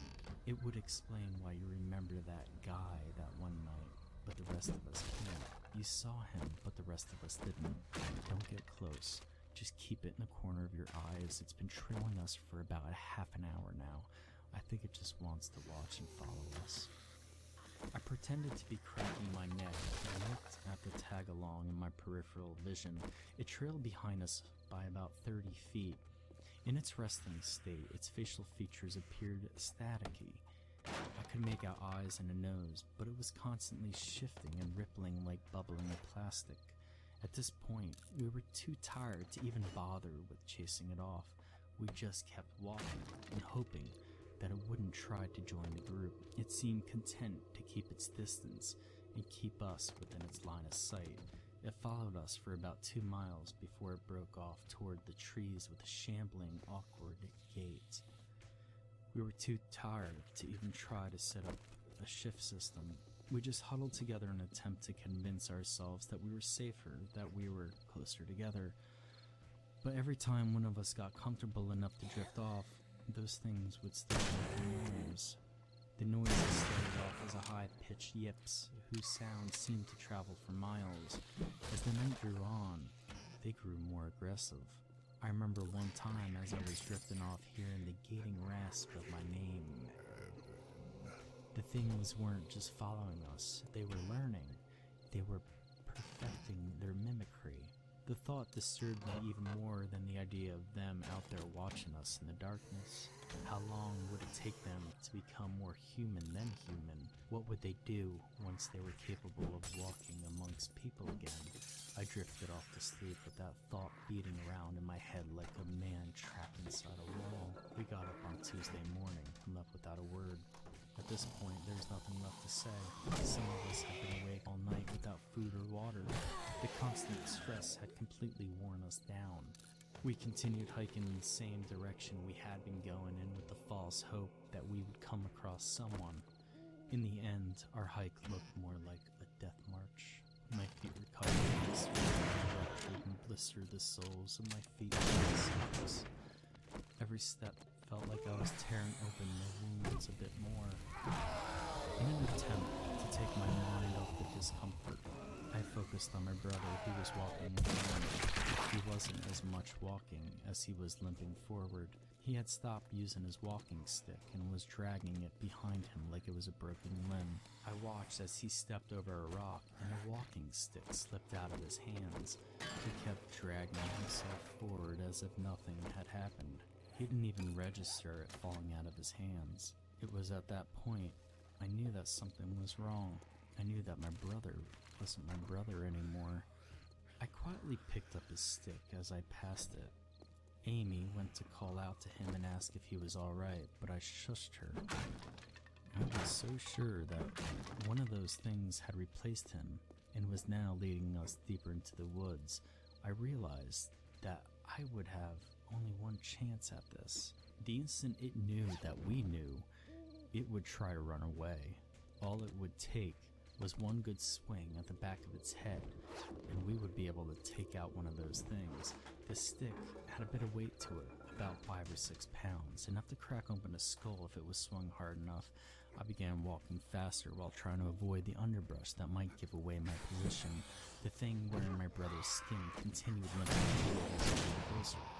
I waited until I was within spitting distance before raising the stick above my head. My heart was beating in my chest and my hands were so sweaty that I felt like the stick would slide right out of my hands. It kept on moving forward, completely unaware of what I was about to do. I whispered, "I'm sorry," just before I swung the walking stick down with all my strength. Ian turned to face me as he mumbled groggily, "Sorry for what?" My muscles locked, and I stopped mid-swing, and the stick stopped just inches away from his face. He blinked in surprise before muttering, "Evan, what's wrong?" His voice sounded distant and empty, like he was in between a waking and sleep state. It was then that I knew the extent of his condition. He was pale, and looked like the slightest breeze would blow him over. He wasn't one of those things. He was delirious from dehydration, sleep deprivation, and starvation. The walking stick fell out of my hands and bounced to the ground next to us. I dragged my tongue across my lips, and it felt like I was licking sandpaper. I whimpered, "Jesus, Ian, I thought you were one of those things. Honest God, I'm so sorry." He didn't react to my apology. He just turned around and continued walking in the direction we're going in. Amy just watched everything unfold numbly before she started following him. Oliver shook his head sadly, but he didn't look any better. His eyes were glazed and his lips were cracked and red from rubbing at them. I watched my brother shambling forward, and it reminded me of one of those old voodoo movies where someone is put into a trance and forced to work until they die from exhaustion. His mouth hung open, and he moved like he was being dragged along on puppet strings. I picked up the walking stick and began following them. I wondered how much longer he had left in him, and what any of us could do if he just fell over and stopped walking. I wondered how much longer any of us had. I don't know how long we walked. Everything melted together in a muddled malaise at that time. I remember losing my footing and tripping a few times, but I barely felt it. The third time, I didn't even realize I was laying on the ground until Jessica stepped on me as she was passing by. There was no apology. She was far too gone to recognize what she had stepped on. I dragged myself to my feet and felt lightheaded, but continued putting one foot in front of the other. The fifth time I fell, I wondered if it would have been better just to lay down and wait to die. An excited whop behind me from one of those things drove me to my feet. It wasn't until we bumped into the sign for Little Bear Canyon that I realized how close we were to salvation. The post for Little Bear Canyon also had a branching sign that pointed in the direction for TJ Corral, which was only a few miles from where we had started at Gila Cliff Dwellings if we walked along Route 15. Ian was heading in the right direction, and we were almost home free. In my excitement, I began calling to the others to let them know that the end was near. I looked around me and shouted, "Jessica, Ian, Oliver, Heather, Amy, I know where we need to." The words died on my lips as I counted the names and realized it wasn't over yet. The others kept moving as if they had been told. The imposter shuffled alongside us. It was easy to identify them. I didn't know whether or not they had let their guard down after seeing our conditions, but this one was obvious. She moved slowly, but her movements didn't indicate exhaustion. Everyone else was sweating and looked like they were away, but she was fine. I waited for her to get close enough to follow the trail the others were going down before I raised Ian's walking stick on the ground. "Turn around right fucking now. I can see you." She turned around slowly, and I felt my heart skip a beat. She looked almost exactly like Jessica, except for a brown tinge to her hair. She could have been her twin. I knew what it was planning before it even opened its mouth and asked, "What are you doing, Evan?" "Don't call me that," I winced. "What are you rambling about? Please move out of the way. We're almost safe from those things. I know what you are." Heather turned white at the realization. She began speaking quickly.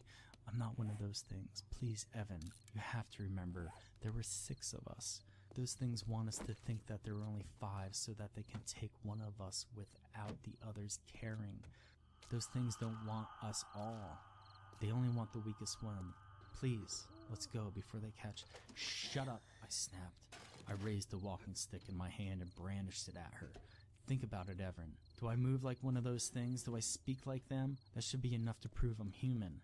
Ian's brother, Jessica's his girlfriend. I'm your girlfriend. I sat on your lap on the car ride. Please don't kill me, Evan. I love you. Don't you remember? Evan, I love you. I lowered the stick that was in my hand as memories bombarded me. I had met her one night when my brother forced me to go out to the club with him. Heather had been sitting at the bar all night drinking. It wasn't until she tried to stand up and fell into my arms that we actually talked. I remember lazy Sundays in bed watching cheesy B sci-fi movies. I remember holding her close to me after making love and hearing her whisper sweet nothings in my ear. I remember our life together. I rasped, "Heather, I'm so sorry, I didn't know." She cooed, "Evan, it's not your fault." She went to touch me and I sprang back like I had been bitten by a snake. The instant I heard those words, I knocked. The stick caught her unaware in the side of her face. I felt her jaw give way under the sudden force of my attack. She burbled through broken teeth. The second strike dented her temple as the temporal bone shattered. She kept trying to talk, but it was too late and too much damage had been done. That door was shut to me now. I kept swinging the walking stick down on her head until it splintered and snapped. I looked up from her twitching body and saw my brother watching me in horror. "Heather, oh my God!" I spoke through grit teeth and regarded him with red-rimmed eyes. "Come on, we have to go." He went to keep talking, but I walked past him. I didn't want to explain it to him. He eventually ran ahead, invigorated with the prospect of find and rescue on the road. I looked behind me one last time. One last thing I saw was one of those things dragging away Heather's corpse. It looked emaciated and half mad with starvation. At that very moment, I wasn't afraid of the thing. I just felt pity. Whether or not it forced that emotion on me, I'll never know. I turned away and caught up with the others on Route 15. We were on the road for 15 minutes before we managed to flag down a car and an ambulance was called for us. The doctors said that our exposure to the elements combined with our starvation and dehydration triggered our auditory and visual hallucinations. It's a typical response you'd expect to hear from any half-dead rambling about creatures warping their flesh and our memories to drive us to the brink of death so that they could prey on us when we were our weakest. We spent a week there while receiving treatments, recounting our horrific experiences, then subsequent psych evaluations before we were released. Ian and Jessica refused to talk with me about it. I don't really know Oliver or Amy, so that's off the table too. They just want to forget. I can't forget. Here's the thing. I still remember Nadia asking me to help her find her lighter. I recall staying up late and talking with her by the campfire while she smoked like a chimney. I recognized Jerry's terrible puns that he'd made about almost everything and Lucas's determination at hiking this trail while slowly succumbing to the effects of his multiple sclerosis. I can recall whispering sweet nothings into Jessica under the glow of the full moon. I can recall that as clear as day even months later. I know the conversation we had word for word.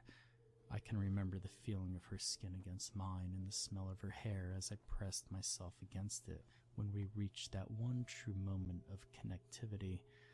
I remember Heather pleading and begging me not to kill her. Despite writing this all months later, I could see all those things clearly, sometimes late at night. I can even remember driving up to Gila National Park with Heather sitting in my lap, playfully grinding against me and telling me how fun our hike was going to be. Sometimes I think about that memory more than I should. Since I can't talk to my brother or Jessica about this, I had to find some other outlet. I guess I'm writing all this for that one reason. Catharsis. In the end, I keep wondering if what I did was right.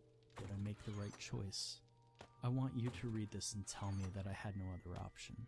That the risk of one of them escaping into the city forced my hand. I know that's not the case. I could have walked away or tried to scare her off, but I didn't. What kind of person can look into someone's eyes, remember all the things we did, and the life we had, and do what I did? who can have all those memories and in the end everything so callously. It doesn't matter if none of it was real, because in that moment it was to me. Who could look at someone and feel such love for them before you kill them? The answer to that question is simple now that I ask myself aloud. I just don't like the answer.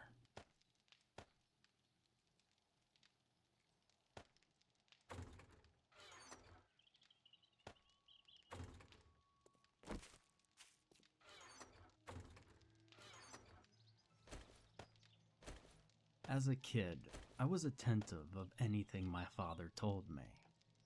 Maybe because I didn't want to feel bad, or because he rarely sees me because he comes home from his tour in Afghanistan for my birthday or any other major holiday, or even because I was just, little. However, one day he came home for good, and he said he lost his legs when he stepped on a landmine. I was both sad and happy. Sad because, well, he doesn't have any legs, and happy because, well, more stories. I guess he was feeling the same thing too, because he told me story after story. Normally, kids my age would be playing on video games or playing football, but me?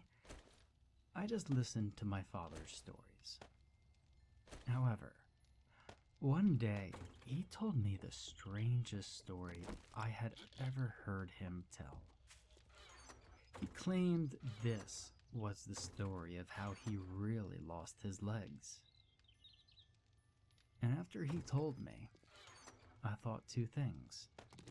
One, this story is actually scary. And two, is he lying? And I asked him if he was lying because I thought his legs were blown off.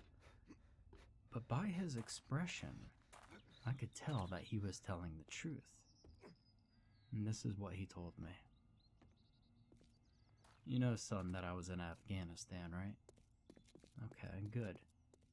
Well, our commander at the base told me and some of the other guys to go out and look for this guy in Al-Qaeda that they said would be way worse than Osama. So we just shrugged and said okay. And we got these missions a lot. And most just turned out to be recon missions. Boring stuff, you know? Anyways, we got into our jeeps and Hummers and drove. We passed a couple of villages that we liberated before, and they seemed awfully quiet. Before, they were all bustling and going along like what they had been used to do before everything went down. And I thought they were just packing up for the night, because it was getting dark. And hell, if I'd known why they were hiding in the first place, I would have hidden too. We got over to the caves where command said our target would be. And these caves were a lot bigger than the caves where we usually found these guys. And the cave command said our guy was in looked, well, like a huge animal made it. One of our guys squealed like a baby, because one of them camel spiders, or silvifuges, I think they're called them, came up his shirt and bit him on the chest. We all laughed when we saw him screaming and flapping his arms around like he was a bird doing a mating dance or something. Well, he managed to fling the thing off of him. We asked if he was okay, and he said that he was. So then we got our gear and walked into the cave. We first shined a flashlight into the cave, looking for any signs of our target and for possible booby traps. We deemed it clear, and we tossed a grenade in to see if we could get the guy to come out. No response. One of our guys decided to go in, and one guy, I think his name was McDowell or something like that, he said, "I don't think you should go in there. It's giving me the chills." The guy, who was already a few meters into the cave, his name was Darren, yelled at McDowell for being a wimp. And that changed McDowell's mind, and he went in. Me and Ron, the other guy with us, had to stay and guard the entrance. Pretty boring, right? Anyways, it was 11:30, and one of our guys in the cave started screaming. We heard gunshots and yells of pain, so we held up our guns and asked what was going on down there.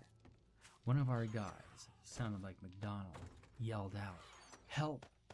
and then started screaming. We were about to reply when Darren ran right past us like a madman, and as he ran past, he screamed at us to run. What happened next was like a scene from a horror movie. This huge thing came out of the cave. It was one of those solifuges, or camel spiders, or whatever you want to call them. However, it was huge. It was about half the size of one of us, and about as long as we are tall. Ron was running for the Hummer, leaving me with this thing, and I could see blood and intestines in its hideous jaw. Probably came from McDonald. Poor son of a gun. That thing rushed at me. I luckily dived into a prone position, and it ran right over me. Didn't even notice me. Probably because Ron was driving the Jeep straight at the huge thing. Ron managed to hit the thing, but it only seemed dazed. I regained my senses and picked up my rifle, which slipped from my hands when I dove. I tried to put a whole magazine into the giant beast. However, the rounds just bounced off. It seemed that it's, what is it called? Exoskeleton? Yeah, exoskeleton. Anyway, it seemed that it was impervious to our rounds. I was half thinking of trying to shove a grenade into its jaws when the thing ran at Ron and bit through his torso. It was devouring his lower torso like a wolf digging into the body of a fresh kill. And Ron's upper torso soon disappeared into the thing's mouth, just like his lower half. Darren, well, he was nowhere to be seen. And I presumed he chickened out and left me to face it. I was too distracted, and I didn't notice this camel spider running at me until the last possible second. And the last thing I knew before I was knocked out by the force of the thing ramming into me was that Darren was yelling. Some other soldiers were yelling as well. And seeing my legs ripped at the knee, bone and tissue, devoured by the thing.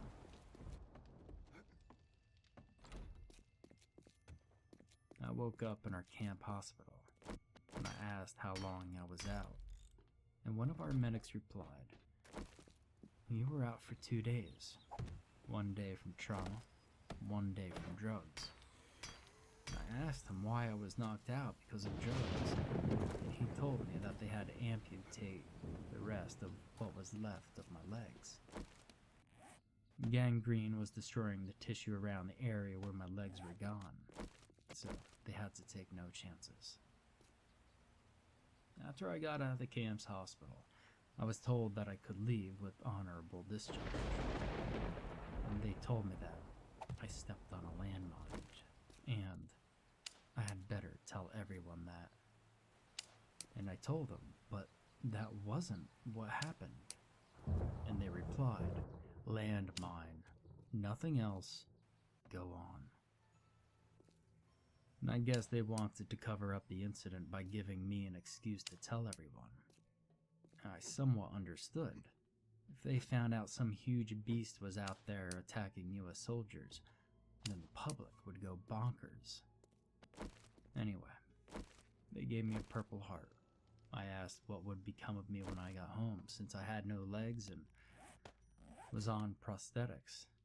And they said that the government would give me unemployment funds for me, as long as I kept my trap shut about anything that happened to me and my crew. And I just said the landmine. And so, I kept my trap shut. And you are the only person I am telling this to, son. ridiculous. Although, people may find out soon. Not from us. It's because there are reports of soldiers and villagers gone missing, and mutated bodies popping up in huge caves. I just hope that thing, or things, if there are any more of them, doesn't come here. 'Cause they would kill us all if they got the chance to. And so, that was the end of my father's story. What he said about the reports of missing people and half-eaten bodies is true. I see him on the news every once in a while. The latest one was about the disappearance of some cryptozoology group. They were supposedly searching for huge arachnid in the caves of Afghanistan. Some of my friends know that I'm holding something back. They pestered me throughout high school, and even in the days after it ended.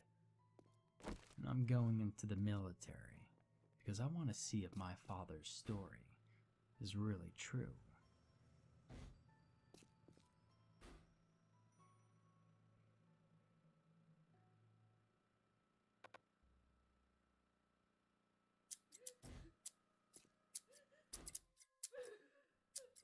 Snip, snip, snip away your troubles. Snip, snip, snip away the gray. Scissor Jim's gonna make you grin when he snip, snip, snips your frown away. I try to stand, but dizziness sits me back down. My forehead throbs like something bludgeoned the front of my skull. Rubbing my fingers against it, I feel no physical injury, and I see no blood when I look at my hand. And I blink hard a few times to get a better view of where I am. Everything appears shaded, a room of silhouettes I can't identify. The first thing I notice clearly is a window to my left, shattered open. A warm breeze blows through, stuttering a whistle through the broken glass. There's a dark color dripping from the shards. Screaming. I see that it's blood. My eyes widen, letting loose a gasp as chills creep up my back and over my scalp. I scuttle backwards, thudding into a wall not far behind me. Something flops to my right against the wall. I'm reluctant to turn my head, but a morbid curiosity sets in more heavily. I look, and I regret doing so. I'm unsure whether it's the throbbing on my head or the grisly smile that greets me, but the sight doesn't set in immediately. After I remember to blink, the realization crushes me, and I leap away from the corpse. I can't take my eyes from it even as I lurch forward to puke. Its cheeks are carved out, trapping its expression in an everlasting macabre grin. Its clothes are stained in a scarlet torture, its body in a contorted posture, and a gap left in its throat. And I could barely make out tears on its face. Whoever they are, they spent their final moments crying. The sound of scissors echoes around the corner. The noise crawls like 1,000 tiny strings beneath my skin. And I think of every possible reason to run, but I don't know which way is out. And I want to go anywhere else, any direction, other than the noise. And I silently beg myself to stop, but my body compels me to follow the sound. I slowly rise and begin to walk around the corner. As I turn right at the corner, my foot kicks something plastic. I look down to find an orange prescription bottle without a lid and blue pills lying across the ground from it. They seem familiar to me, but my recollection interrupts at the relentless cutting of scissors. Snip, snip. And I continue, and it echoes louder from beyond the abyss of an open door at the hallway's end. A flickering light bulb on the ceiling illuminates blood on the walls as smears of words and phrases. I read them as I walk down the corridor, and my blood runs cold with each eerie passage. Snip away. No frowns. Don't be gray. And make them smile. These and many more sentences like them stain the walls like a pair of pages from a gruesome book.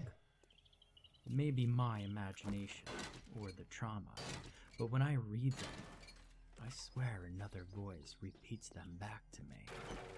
It sounds like a hoarse whisper in a creepily joyful tone. When I reach the end, I stop before the door. My eyes wander above the doorpost, and I read the last sentence in unison with the accompanying voice. Jim's gonna make you grin. But that can't be. There's no way. It can't be Jim. I'm Jim.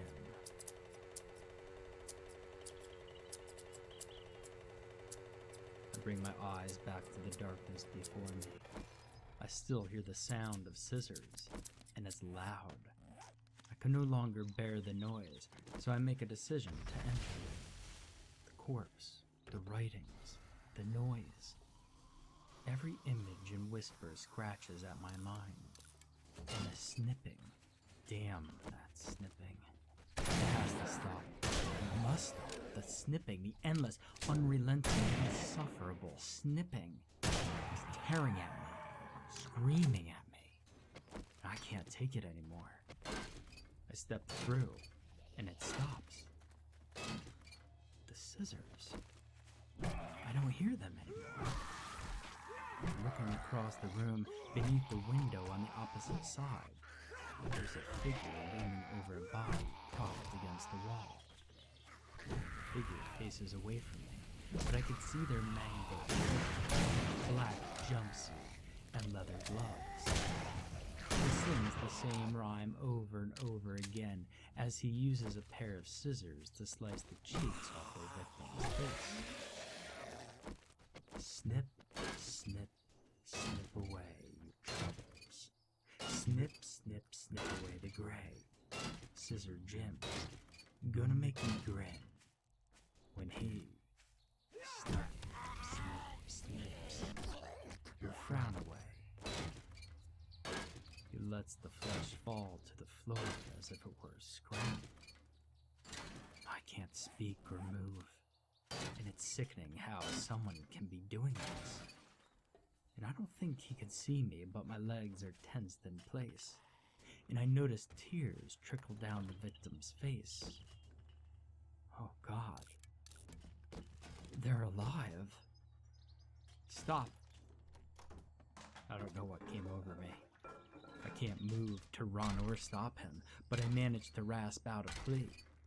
The snipping of the scissors gives pause before he stands up, his back still facing me, and replies with a twisted joy. The same voice from the hallway. My legs shake as my fists and teeth clench. This sick bastard is killing these people, cutting up their faces to smile like some joke. And no one deserves what he's doing to them. Why are you doing this? I question with a lump in my throat. Why? Jimmy, don't you remember? He sounds excited to answer the question, but not before turning his head slowly to pierce a stare at me. My heart skips and I lose my breath. Now, my whole body is shaking. The noise flows back into my head, like the dam of a lake bursting apart.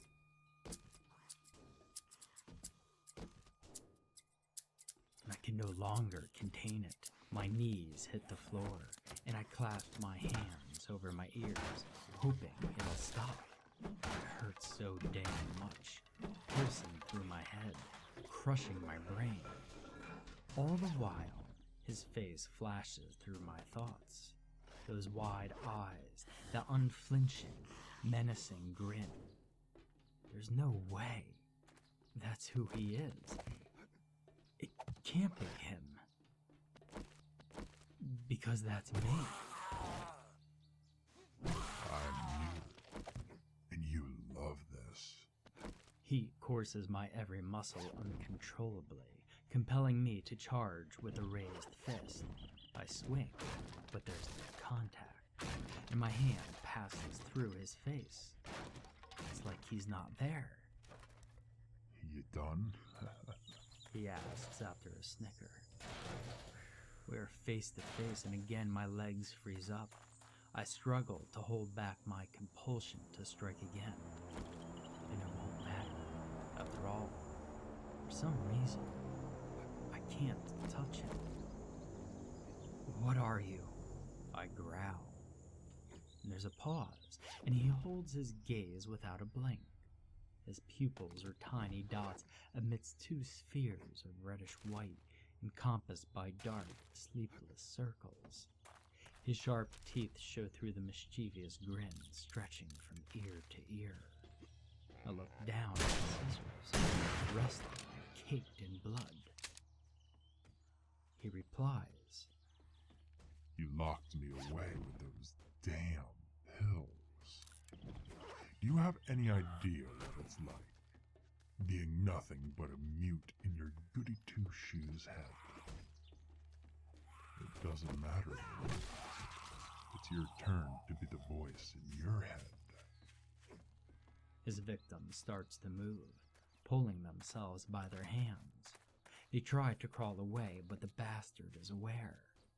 He reaches a hand to clutch them by the hair, pulling them back until the two are touching cheeks. The snipping, already beating against my eardrums, echoes faster in my head. With a slow, agonizing stroke, he tears the scissors across their throat. I can't bear to watch, but I can't turn away either. And again, I try to plead with him to stop, but this time nothing escapes my lips. He holds them until no more blood pours out, dropping them to the floor before turning back to me. Get used to it. The night's young, and we're not done. He walks right through me towards the door from where I entered. How can he do that? He can't be real. I can't even touch him, but he cut those poor people up. Am I real? What happened to me? I look down at the corpse, my rage sinking like a rock in my stomach. I realize something peculiar in what he said. You said we, but who's... I look up to him, and my voice chokes out.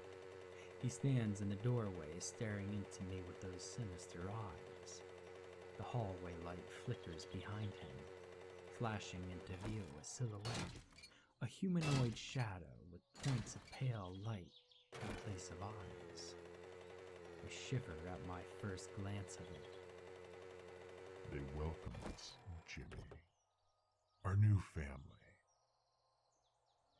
He holds out his hand to me, and my feet slip out as a force drags me towards the door. To him, to that thing. I resist, clawing at the floor to get away, but still I slide closer. I yell as loud as I can, hoping by some miracle someone can hear me. I turn my head for a brief second to see everything beyond the door fading into darkness, allowing only the sight of him in perfect oblivion. And I struggle as best I can, and nothing works.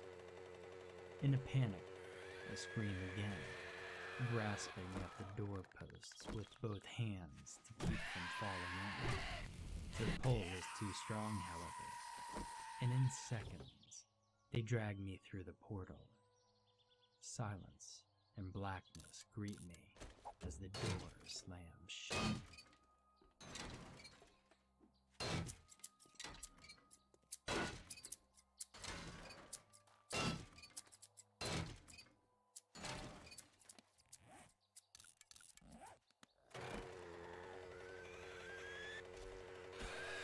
Every culture has its own unique folklore, traditions and tales passed down through generations.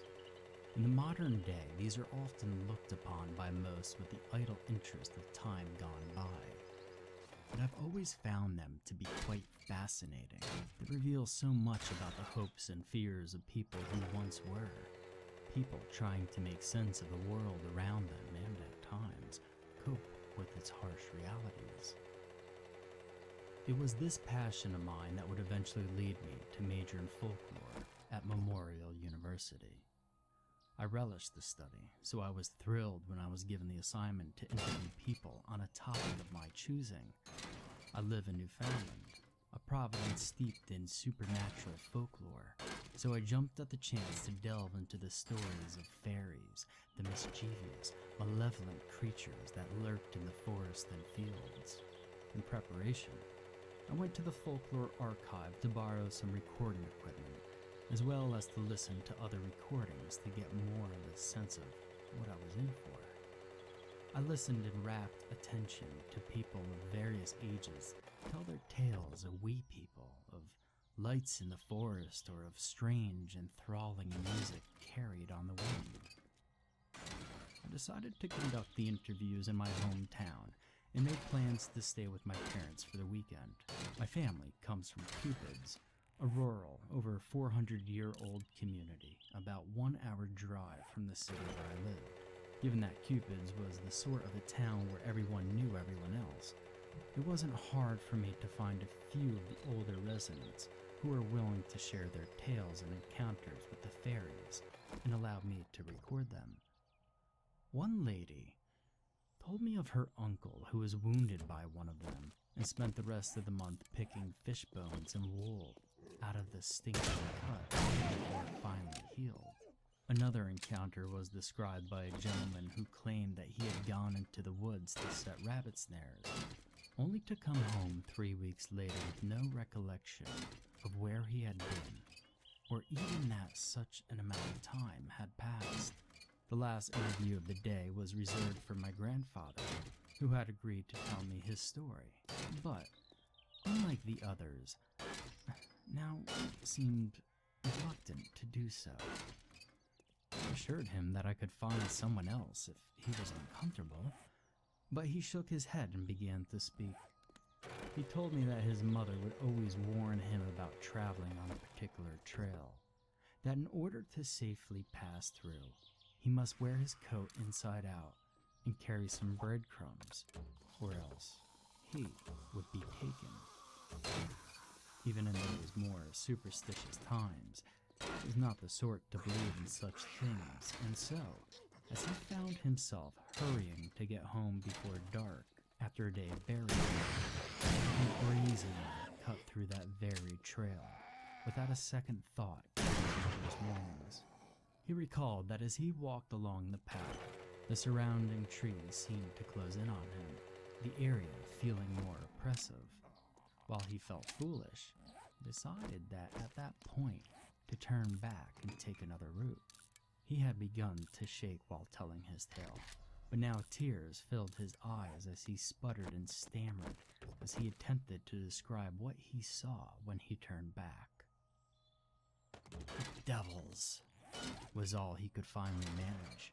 I took his clammy hand to calm him and told him again that he did not have to tell me anymore.